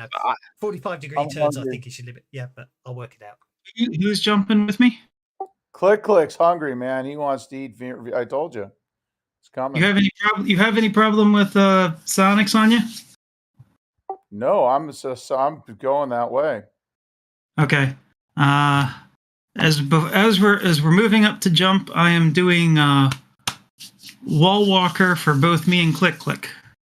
Okay, I'm just going to move you back 3 inches. The closest you got was 2 inches from the other ship. Don't fail. How far is that? Good enough. Well, you can. That basically the jumping's quite. That's okay from a jumping perspective. Rule book on the. So from a jumping perspective. Oh no, that was wall walker, which lets us stick to surfaces and stuff. So it should give us a +4 to our athletics on jumping onto their ship. Nice, very nice. So core rules, but basically it'll be an athletics roll. I know that much. I know you can do 2 inches. So movement, jumping. Here we go. You can jump 1 inch horizontally or ½ an inch vertically as a free action. Double these numbers. If you double these numbers, if you hear I can run at least 2 inches prior to the jump, which you can on the deck. I'm going to do a flyby so that I'm slightly higher than their ship as well. That's fine. And if we go from the main deck and go towards the forward deck, it gives us lots of places where we can land as well. Indeed. So basically both. So to click you with a +4 bonus from Wall Walker. Yeah, you jump across with a 9. You're fine. You basically, yeah, you technically both could do that as a free action. You don't actually even need to make the roll from here, but from a 2 inch distance. Okay, so where is that girl? My Githka has a date with her. That's absolutely fine. I just need Sargon's made the roll, Worthington's made the roll, is to click jumping across. To click made his jump. You made it with a raise. I didn't notice. I apologize. Okay, I so made it with a raise actually because I didn't add the 4. That's absolutely fine. The 3 of you jump across. We'll work out where you're landing next. When I'll get the map sorted out, is what I'm saying, and then we'll plop you on. I haven't got it ready for today. I'll make sure I've got a boarding map for you guys. The problem with this one was I didn't know how it would board. So that just means all that leaves is Par, Git, Clank, and Triss. So what do you guys want to do? Are we positioned over their ship now, or you're doing it basically for argument's sake? Right now you're there. Okay, and how many of them are on the top deck where we can see them loose? Adrex, Cadet 1, Cadet 2, and Mikan, and TPK. Okay, because as my party's getting ready to jump, I'd toss Havoc Spell onto their ship. Okay, without templates, you can affect up to 3 people. So I'm going to be nice on the assumption that you could choose where to position it, as it were, because I'm not worrying too much about the deck. So out of Vina and Fred aren't valid targets. So of the other targets on their ship, so Adrex, Cadet 1, Cadet 2, Biclit, Mikan, and TPK, which 3 do you want to get within your area of effect? I'll be nice and neat that way.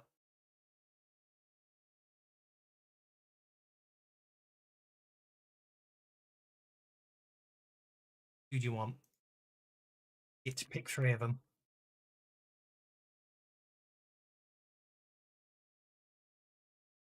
And I'm hit. Those are your choices. If you cast it, Okay, well, I'll Benny that. go for it. Yeah. Oh! Hit him Havoc with a raise. Havoc with a raise. Now let's put it on you. And which, okay, so of Adrex, Cadet 1 and Cadet 2, Crick, Mikan, and TPK, which 3 do you want to target? I had picked Adrex, Crick, and TPK because they had the highest toughness. Okay, and TPK. They're all distracted by Havoc. And now they got to make strength rolls at -2. They won't get blown off the deck because we don't have the map there. Do you know what I mean? But you could damage. We'll automatically assume that you're going to hit them into the deck.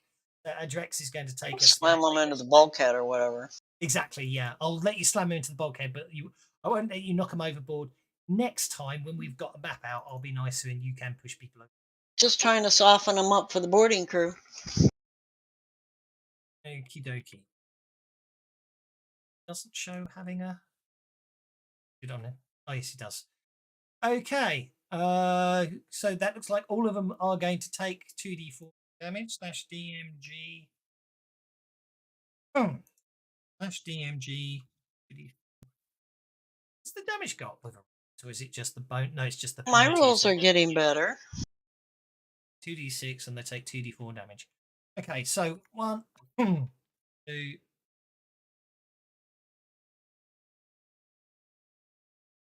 Okay, I think they're probably all okay on that one. TPK shaken, and that I think everyone's acted this turn, haven't they? But they're all distracted. They are, and that's where we shall leave it then.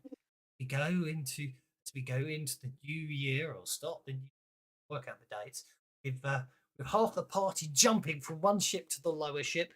Which reminds me. We'll have a nice The boarding rest of action the when party we doing get as much damage as they can before you get there to make it easy for you. Indeed. Now, the only question I have to ask before we go is who didn't take their advance last time? Oh, I went ahead and took mine, so. I don't think I did anything like that. I didn't think. I thought you hadn't.